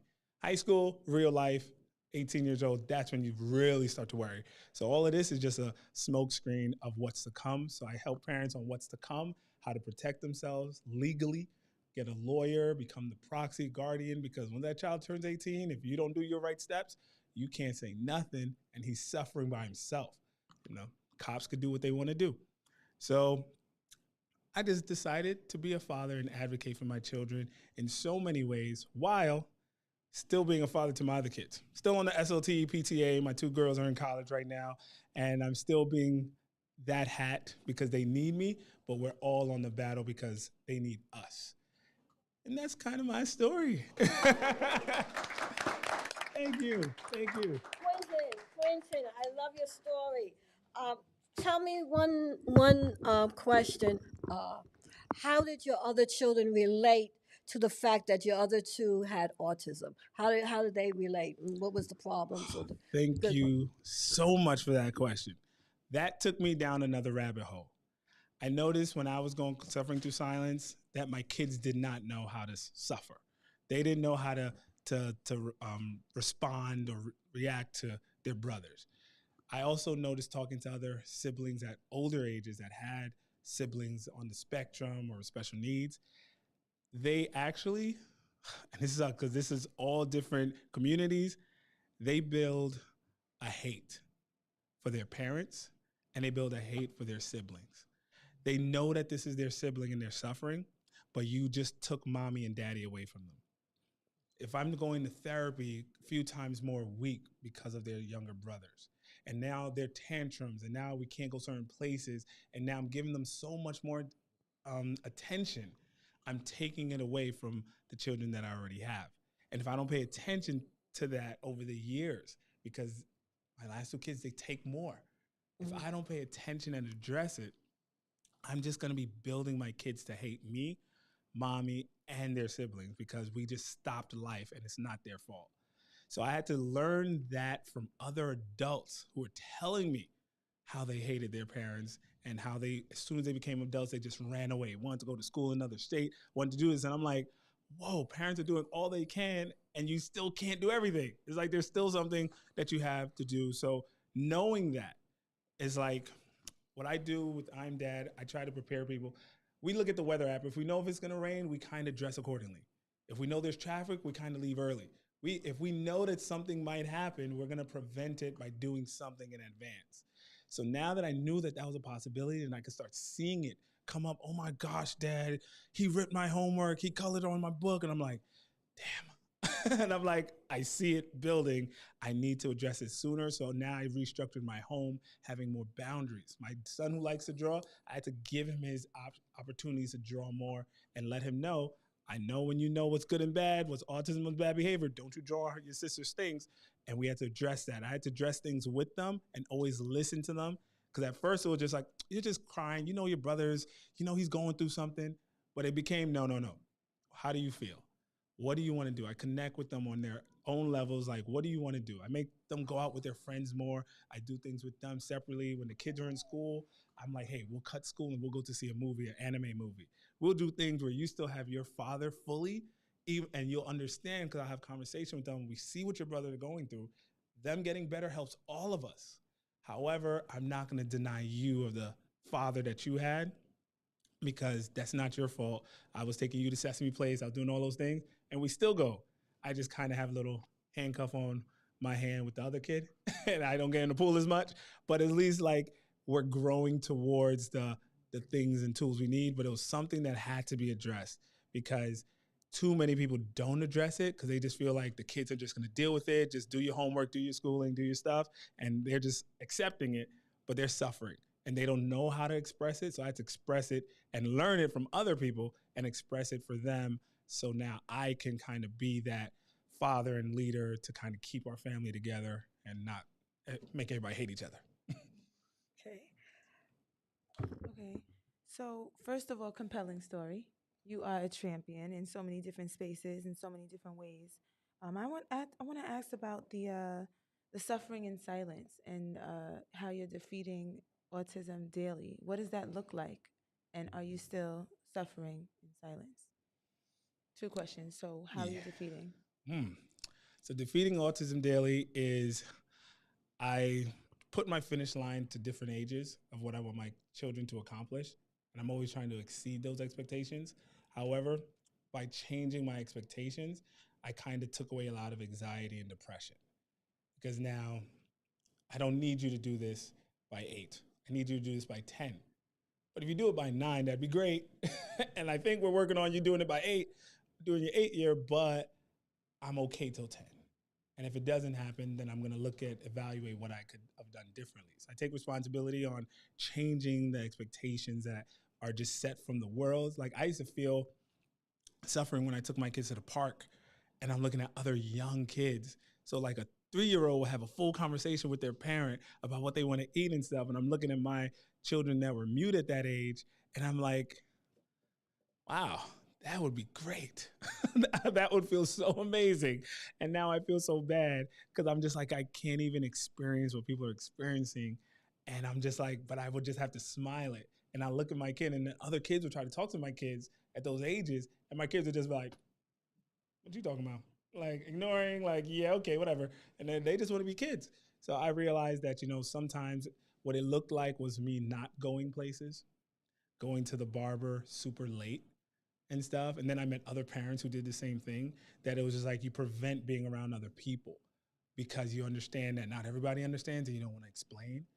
But then I started realizing that I can't do this forever. So I started going back to the barber consistently more. I bought my own clippers because I'm like, you don't like the sound, but why don't you like it? You like to look nice. You like to do this. So it took from holding them in the hands and going through all these struggles to now independently they get haircuts. But it was just like daily, it's just finding out all these levels of independence and consistently doing it. And in some aspects, do it more. And I just do that with them, and I force their independence from cleaning up, from vacuuming, from doing things around the house, showing that, hey, I contributed to painting. I was painting and picked up the stuff, made a mess, but it was cool because he contributes. And I feel like by me always keeping them around other people, seeing what's possible, it's helping them see that they can do more. And now I believe in them more. I see the good things more than the bad things. And I feel like that's what helps me defeat it daily. But I'm also listening to the therapist, listening to the neurologist, doing the strategies. I work on their gut health. My kids are taking their vitamins every day, noon, night. They're really focusing on their cognitive abilities, myself as well. I got it. As we get older as men, we lose a lot of stuff. And if we're not taking our vitamin D, we live in low vitamin D deficiency. There's just certain stuff. You can talk to your doctor. I'm not a doctor. But I do invest a lot into my health when it comes to what I'm missing and what I need. Testosterone decreases at certain ages, but that helps with a lot of the things that we need. So if you're not doing exercising with your legs and stuff, you need to, do something else. But I work out. I take care of my mindset a lot. I have a lot of friends that I try to escape with, just nights and days. And I do a lot of things for myself personally so I could always come back and recharge. But it's all of us doing things consistently and talking about it and just, I guess, being more vulnerable, opening up more. But that's kind of how I take care of myself and them. Do you still feel that you're suffering in any way or suffering in silence? Or maybe you're way more vocal now, so is there still a suffering? Yeah. Like I'm not Superman yet. Like I've done a lot, but then there's still sometimes that I'll feel something and I'm like, really? We're going back? So it'll be like on their development a lot. I'll be like, really? We passed this. And I'm like, but I know it's there. And then it's just like, no matter what you do, it's like you'll always have that little voice talking about like, is this really gonna work? Like, are you really just, fighting something for no reason? Or are you like, when I'm going against doctors and therapists, my wife's like, what? He's a medical professional. And I'm like, I know, but I can't accept it. I gotta fight it, and I gotta find another one to combat his diagnosis or combat his limitation. And then when I find somebody, I feel better. But it's something that I feel like, it's like my parents were very devoted Christians, but they always need to go to church to refuel. I continually refuel because it's gonna be burnouts. It was like my son had a tantrum the other day when I was gone, and they're FaceTiming me so I could like tell him I'm coming home. You better stop it. And it was like I asked my son because he was like, Dad, he was fighting me and this and that, and it was all for nothing.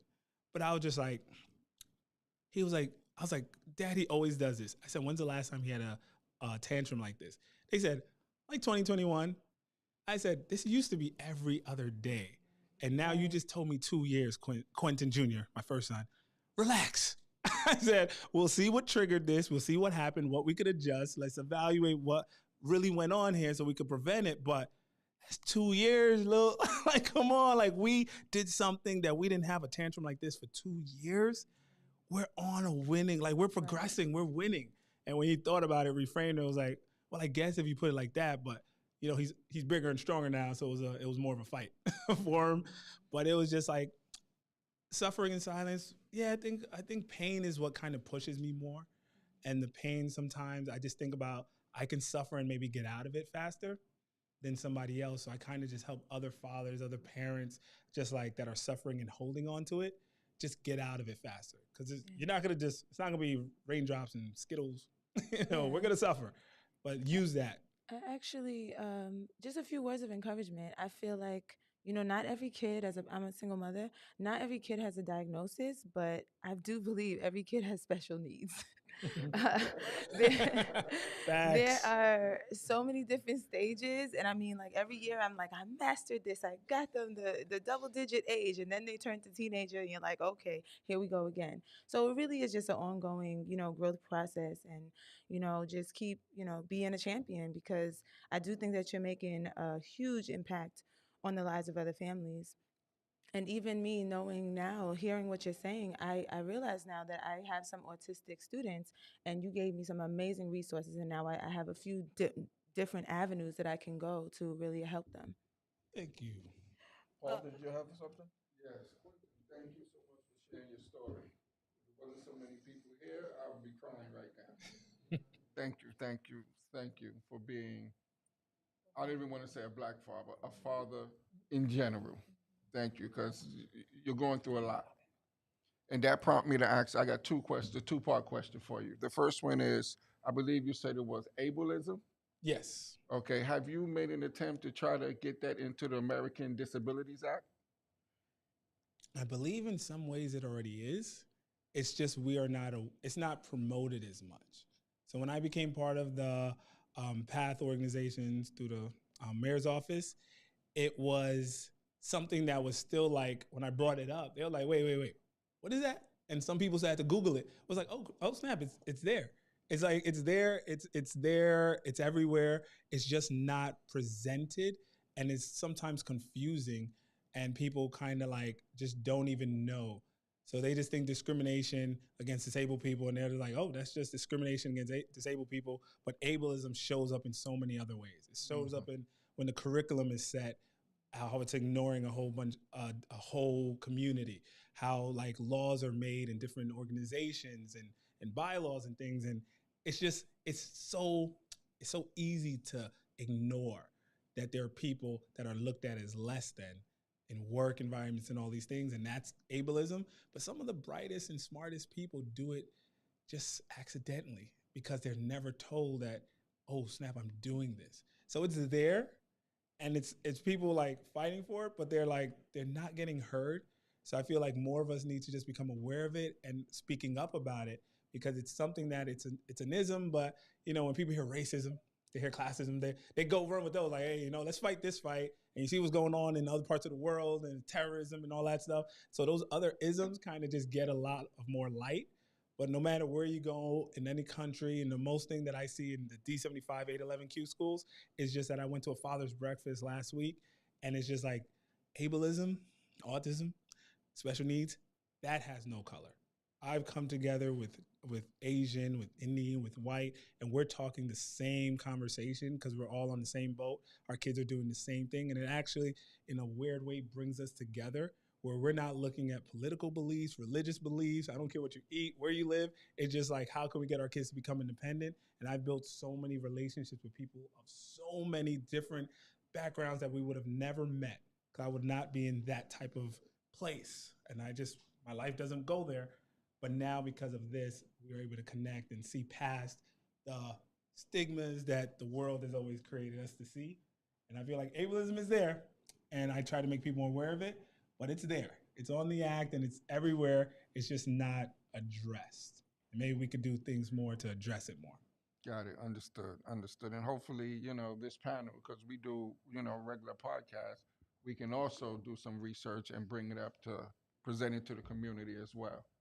My second part of the question is, I heard you mention therapy, but it was more for the children or, your two sons.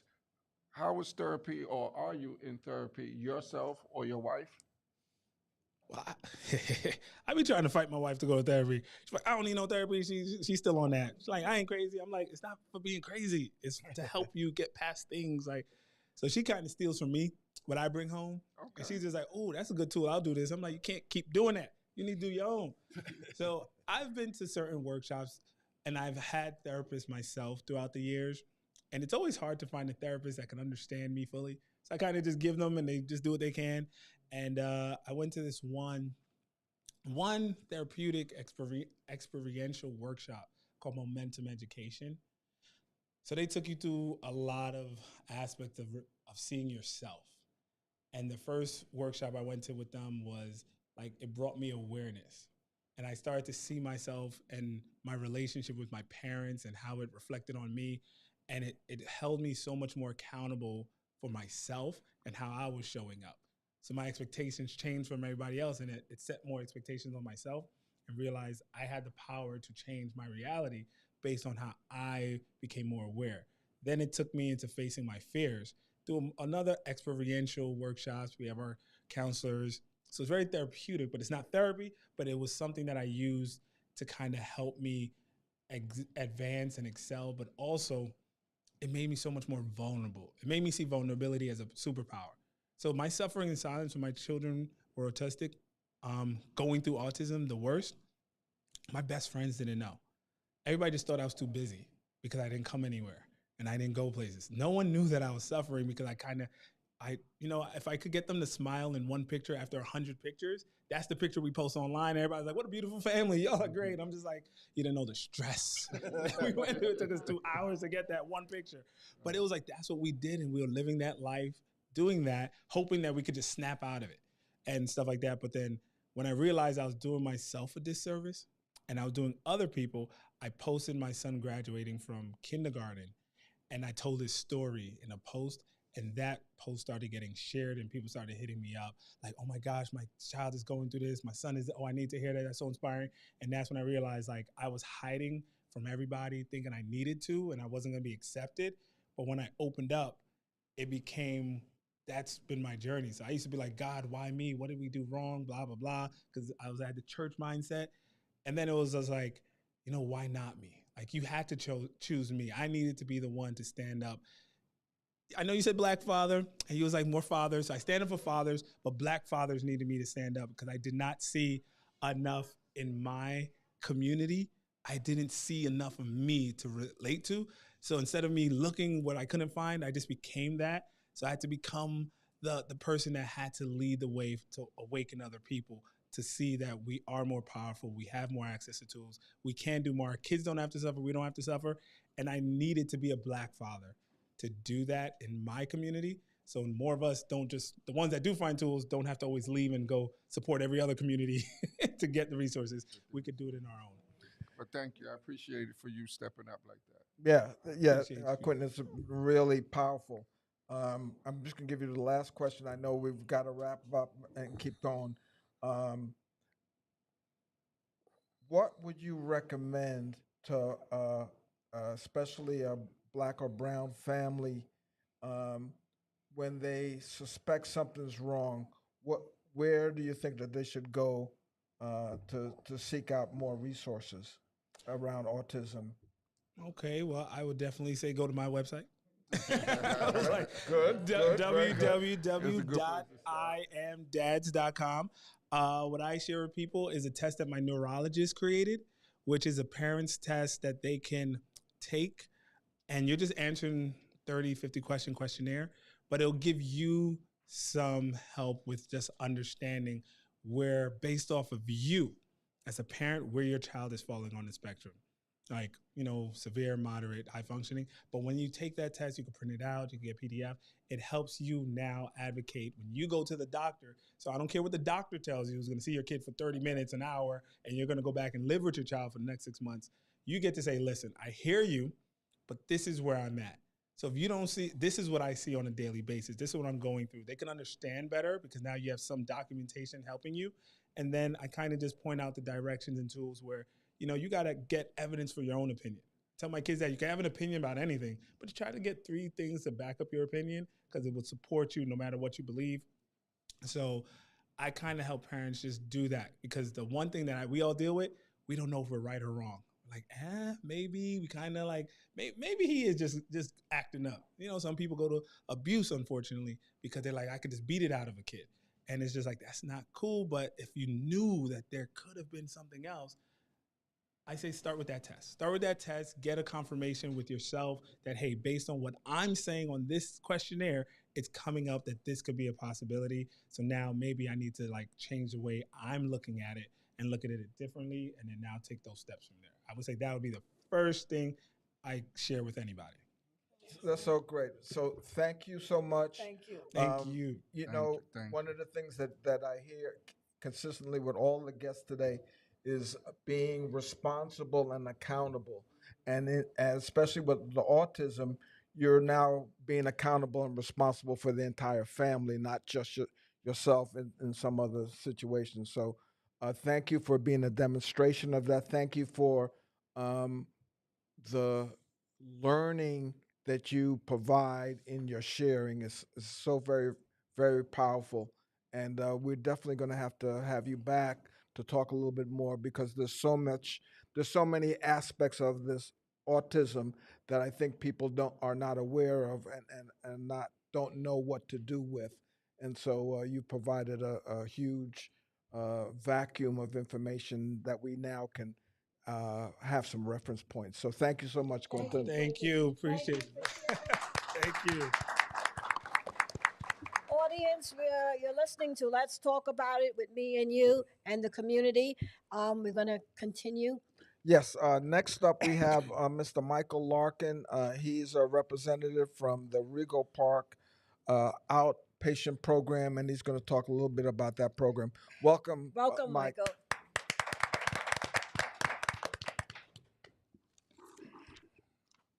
Good afternoon.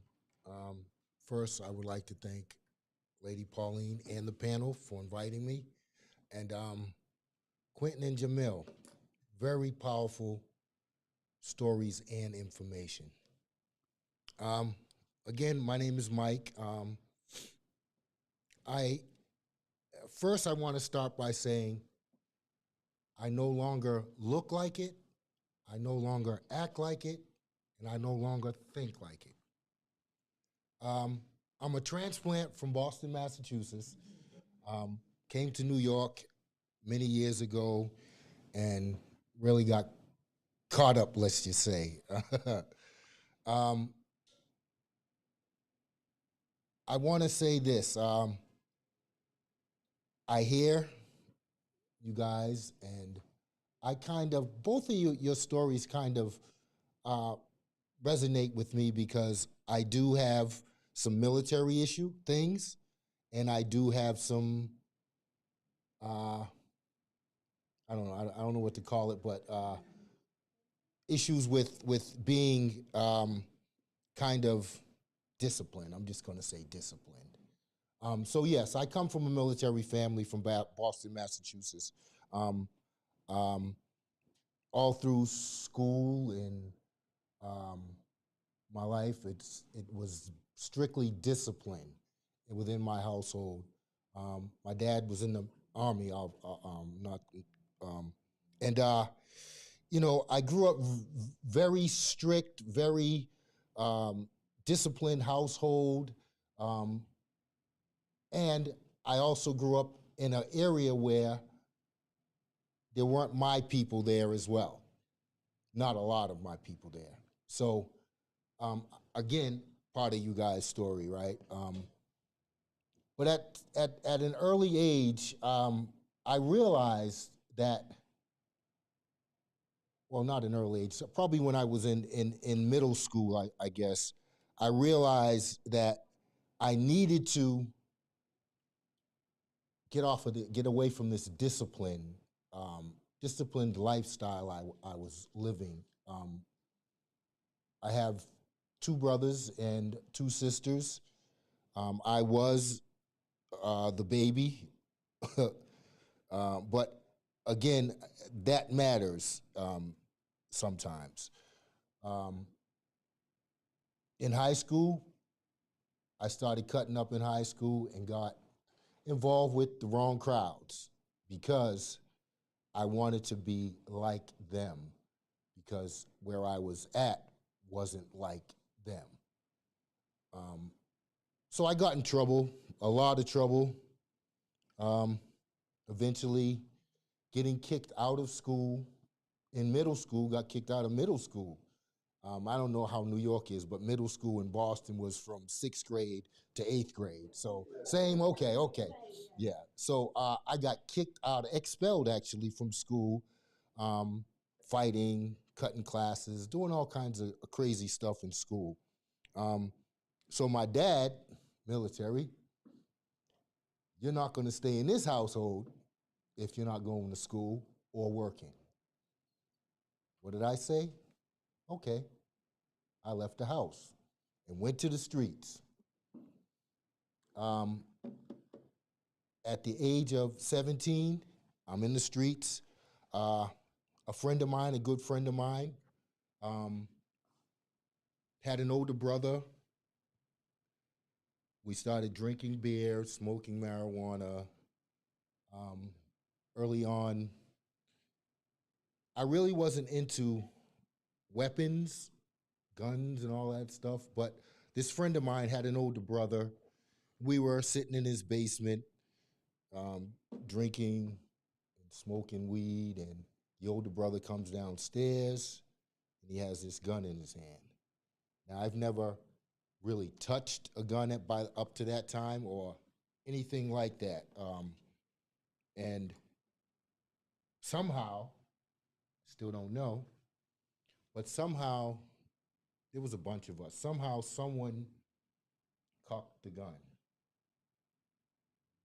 The brother, the older brother, came back downstairs, grabbed the gun, and just started pointing, and then shot his brother, my buddy, my friend named Mankey. Shot him. First time, traumatic for me. First time I've ever seen, obviously seen anything like that. So it was very traumatic for me in terms of, that was my friend. That was his brother. And,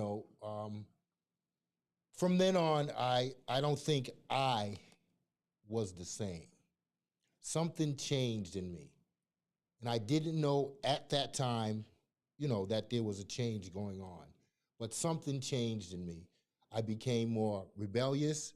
I became more criminal-minded. I just went berserk, I just say. Ended up going to prison quite a few times in Boston, quite a few times for selling drugs, possession of weapons, you know, a lot of little things back then.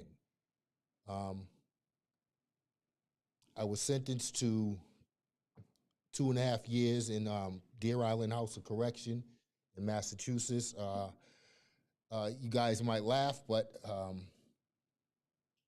so in 1985, I stole Larry Bird's Corvette. Big story in Boston. If you look it up, you'll see it. I stole Larry Bird's Corvette, had a big car chase on the highway, eventually got caught and sentenced to 2.5 years in Deer Island House of Correction. Big story. I thought I was the man now. It's a big story. I do my time, I get out. Again, something's changed in me. I'm not the same. My thinking has changed. My attitude towards things have changed. I get a bright idea. I said, you know what? I'm going to leave Boston and I'm going to New York. Big city of dreams. Change some things. So I actually moved to Buffalo, New York. I moved to Buffalo, New York and decided, you know what? Let me just sell some drugs. And I did that for a while. Again, still playing with guns, still different criminal mindset and all of that. And in September 19th, 1993, I got caught with a lot of drugs and was sentenced to 15 years to life in prison. At that point,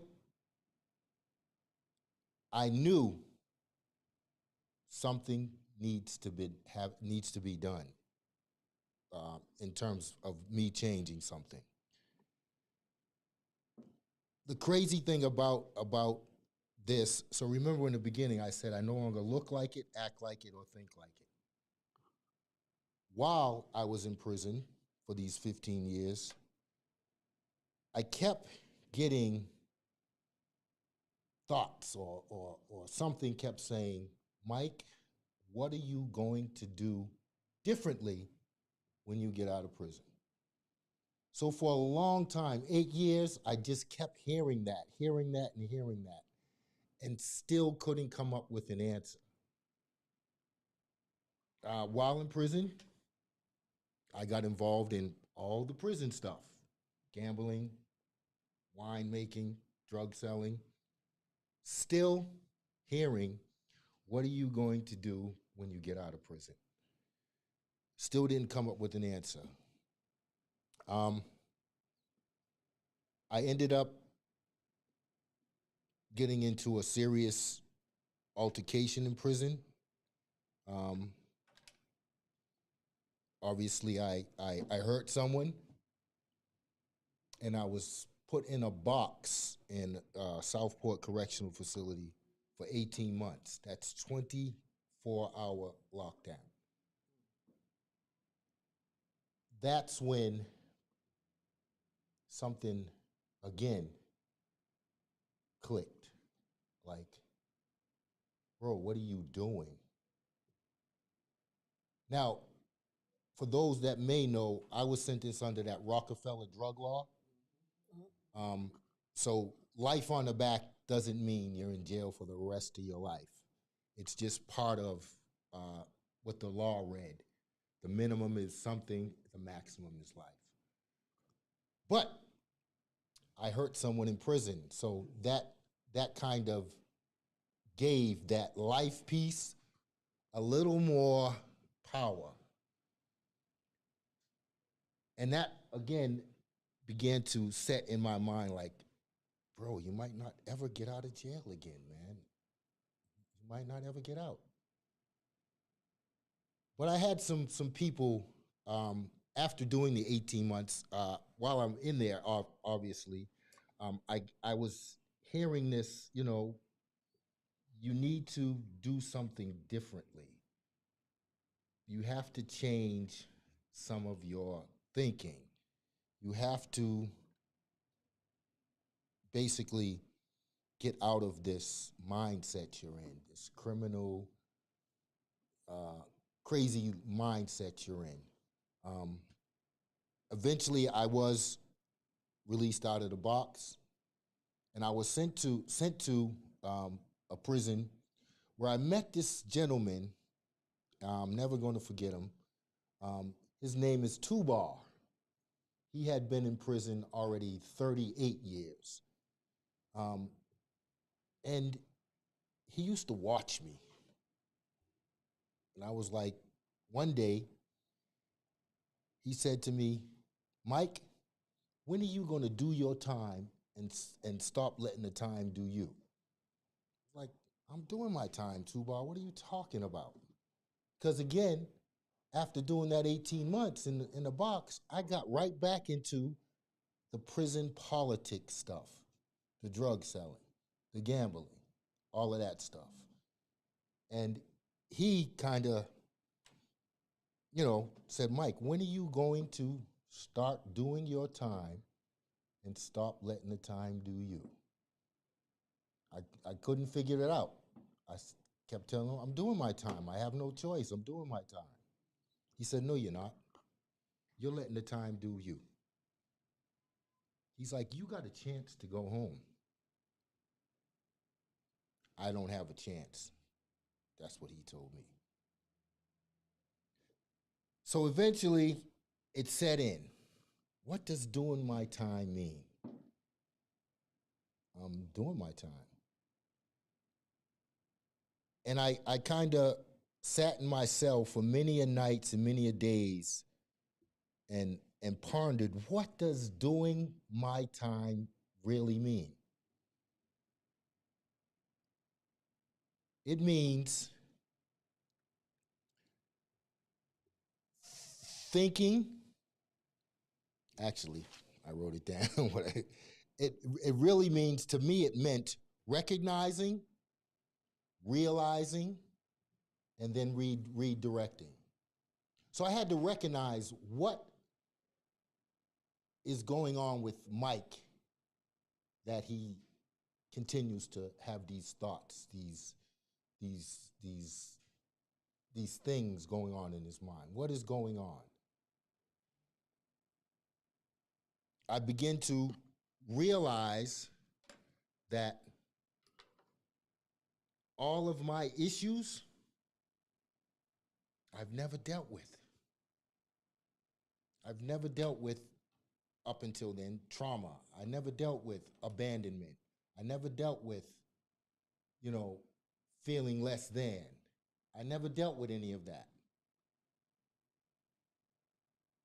I failed to mention that during these times outside of prison, I was addicted to crack cocaine. I came up in that crack cocaine era, so I was a part of that crack cocaine era. But the realizing piece that really stuck with me was realizing that if I continue to use these drugs and alcohol, that nothing is changing. So we hear all these, for those of us that are in the field, we hear all these cliches, if nothing changes, nothing changes. But that is such a profound, lasting, understanding quote there if you really process it. So I processed that. If nothing changes, nothing changes. In 2007, I was released from prison after doing 15 years and didn't know what I was going to do. But I knew that if nothing changes, nothing changes, right? So I decided that, you know what?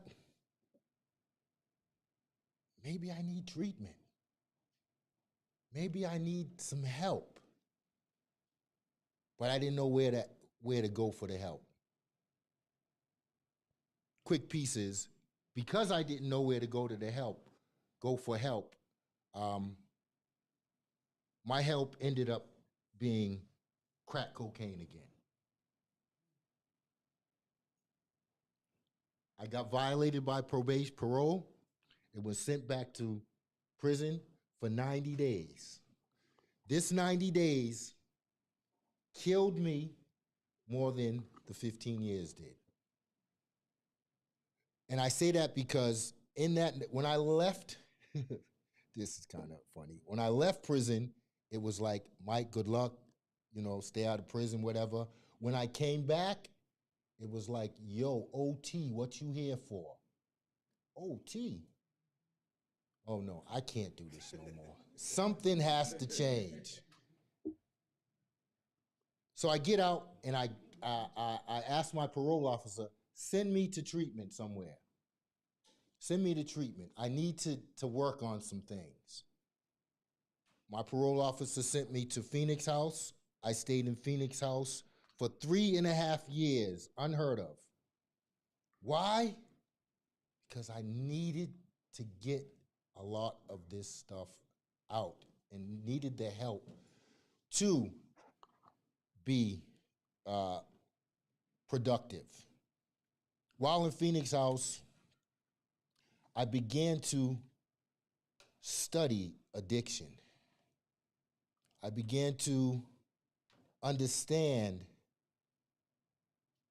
part of why I did or was doing some of the things I was doing. I began to process a lot of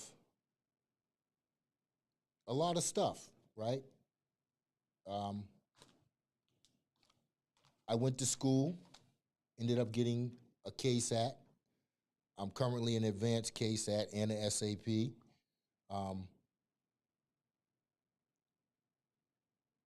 And currently I am, again, as I said earlier, I no longer look like it, I no longer act like it, and I no longer think like it. What am I talking about? I am an addict, but I'm no longer look like it, think like it, or act like it.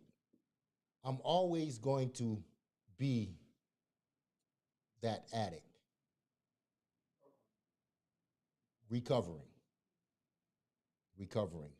consistently recovering. Because there are days where that's a part of it, unfortunately. But because I have done a lot of recognizing, realizing, and redirecting, that is not my go-to. No more. No more. I'm currently program director of a program in Queens, New York, in Rego Park, called Rego Park Counseling, LLC. I worked 12 years. I worked in Harlem for August Community. 12 years I worked in Harlem, August Community, as a substance abuse counselor, clinical supervisor, and now I'm a program director. I've been in the field now, going on 14 years now. And I say this, I tell each and every one of my staff, as well as patients, I tell them, I'm not here for the money. It pays my bills, absolutely. But I'm here to help persons struggling with mental health, substance abuse, family issues.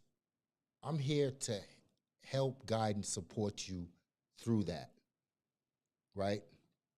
It's not about money for me. It does help, it does pay my bills. But I strictly talk to Black and brown people in hopes that they don't have to do or go down the path that I have or many others have. I work off of a sense of community. And I really, really, really want to thank Pauline and the panel because community, for me, is important, very important. I like to, when it comes to community, right? If we can't, or if I can't get the community involved in a person's journey to recovery, it sometimes makes it difficult, especially for us clinicians, that community is a sense of like-mindedness, right?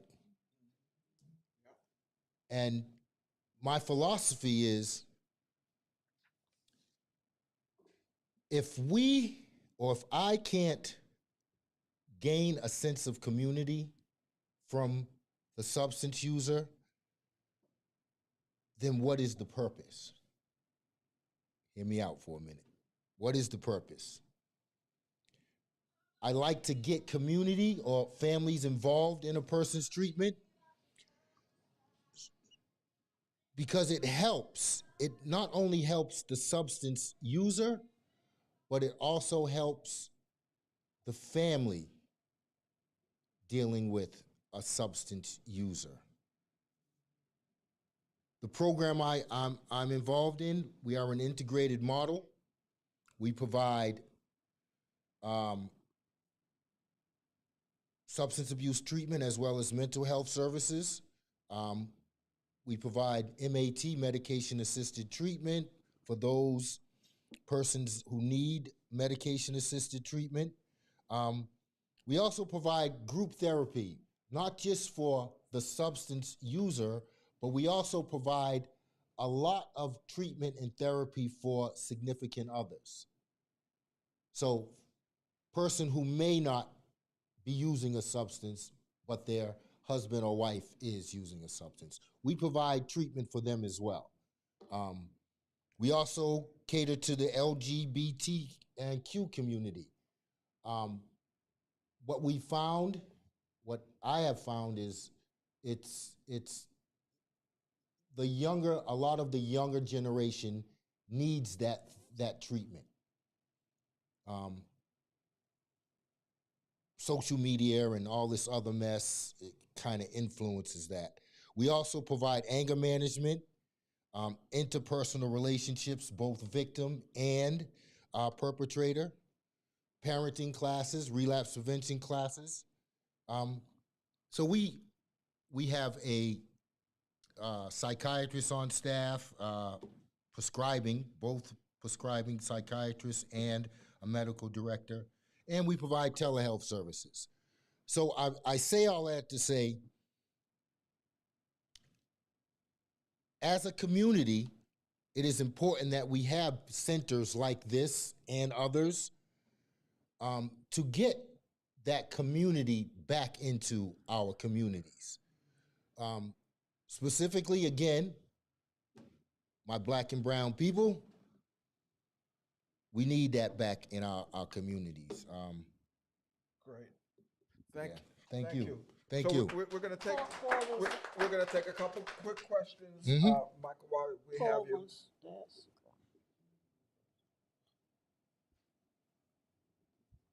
The clock. Yeah, so thank you so much for sharing. Thank you. And congratulations on your recovery. Thank you. I just wanted to know, when you got the big idea to come to New York, what was your idea? Well, what was the idea? Well, think Yes. about it. Big city of dreams. Okay, what was that dream? So the dream was to be this big time hustler, drug selling, Okay. money man. Okay. So technically, you accomplished that dream, but it came with a few other nightmares. Well, I wouldn't say it came, but yeah, I was almost there. Let's just say. Okay. Well, I'm glad you didn't make it all the way. Okay. Me too. Thank Okay. God. Thank God. But congrats overall, and I'm really proud of where you are now. Thank you. Thank you so much. Oh, my turn? Yes. Okay. Well, like my host said, thank you so much for sharing your story. We truly appreciate you coming here today and giving us that insight because, like you, I am also a clinician, and there are many people who would benefit from hearing your story. You know, it's being able to share that and give that back. You know, I wish there were more younger people here today to hear that so that they can get a clear understanding that, you know, that lifestyle is only going to lead to two things. And fortunately enough for you, there was a third thing, which is for you to be here with us today to be able to share that.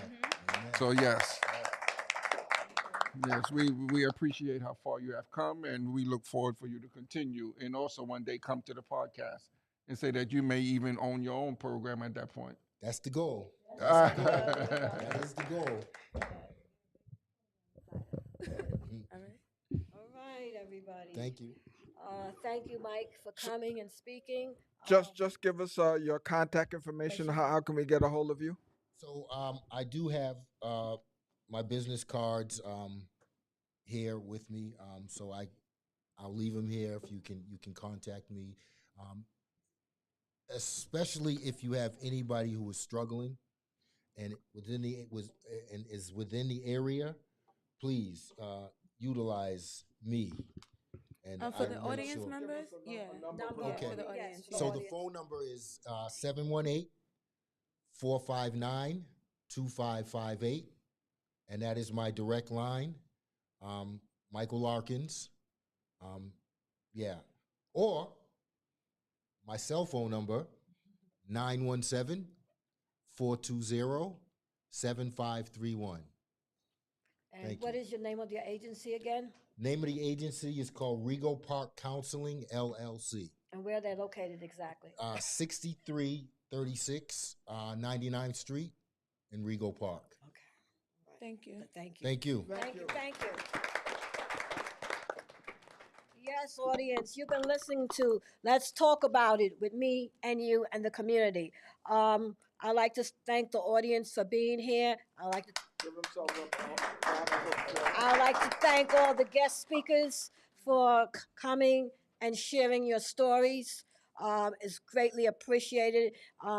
Mental health and substance abuse is my passion. I've been a social worker for over 30-something years, and I've worked in the field from a counselor to a director to a owner of a business. So it's my passion to be able to reach out to the community to give them the resources that is needed for them to get the assistance that they need.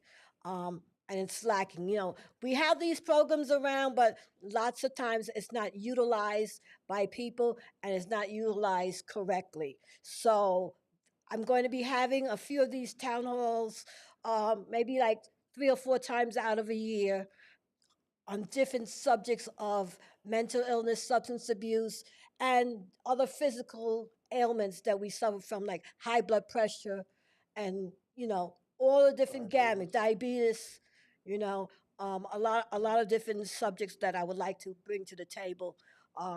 So please continue to listen to Let's Talk About It with me and you.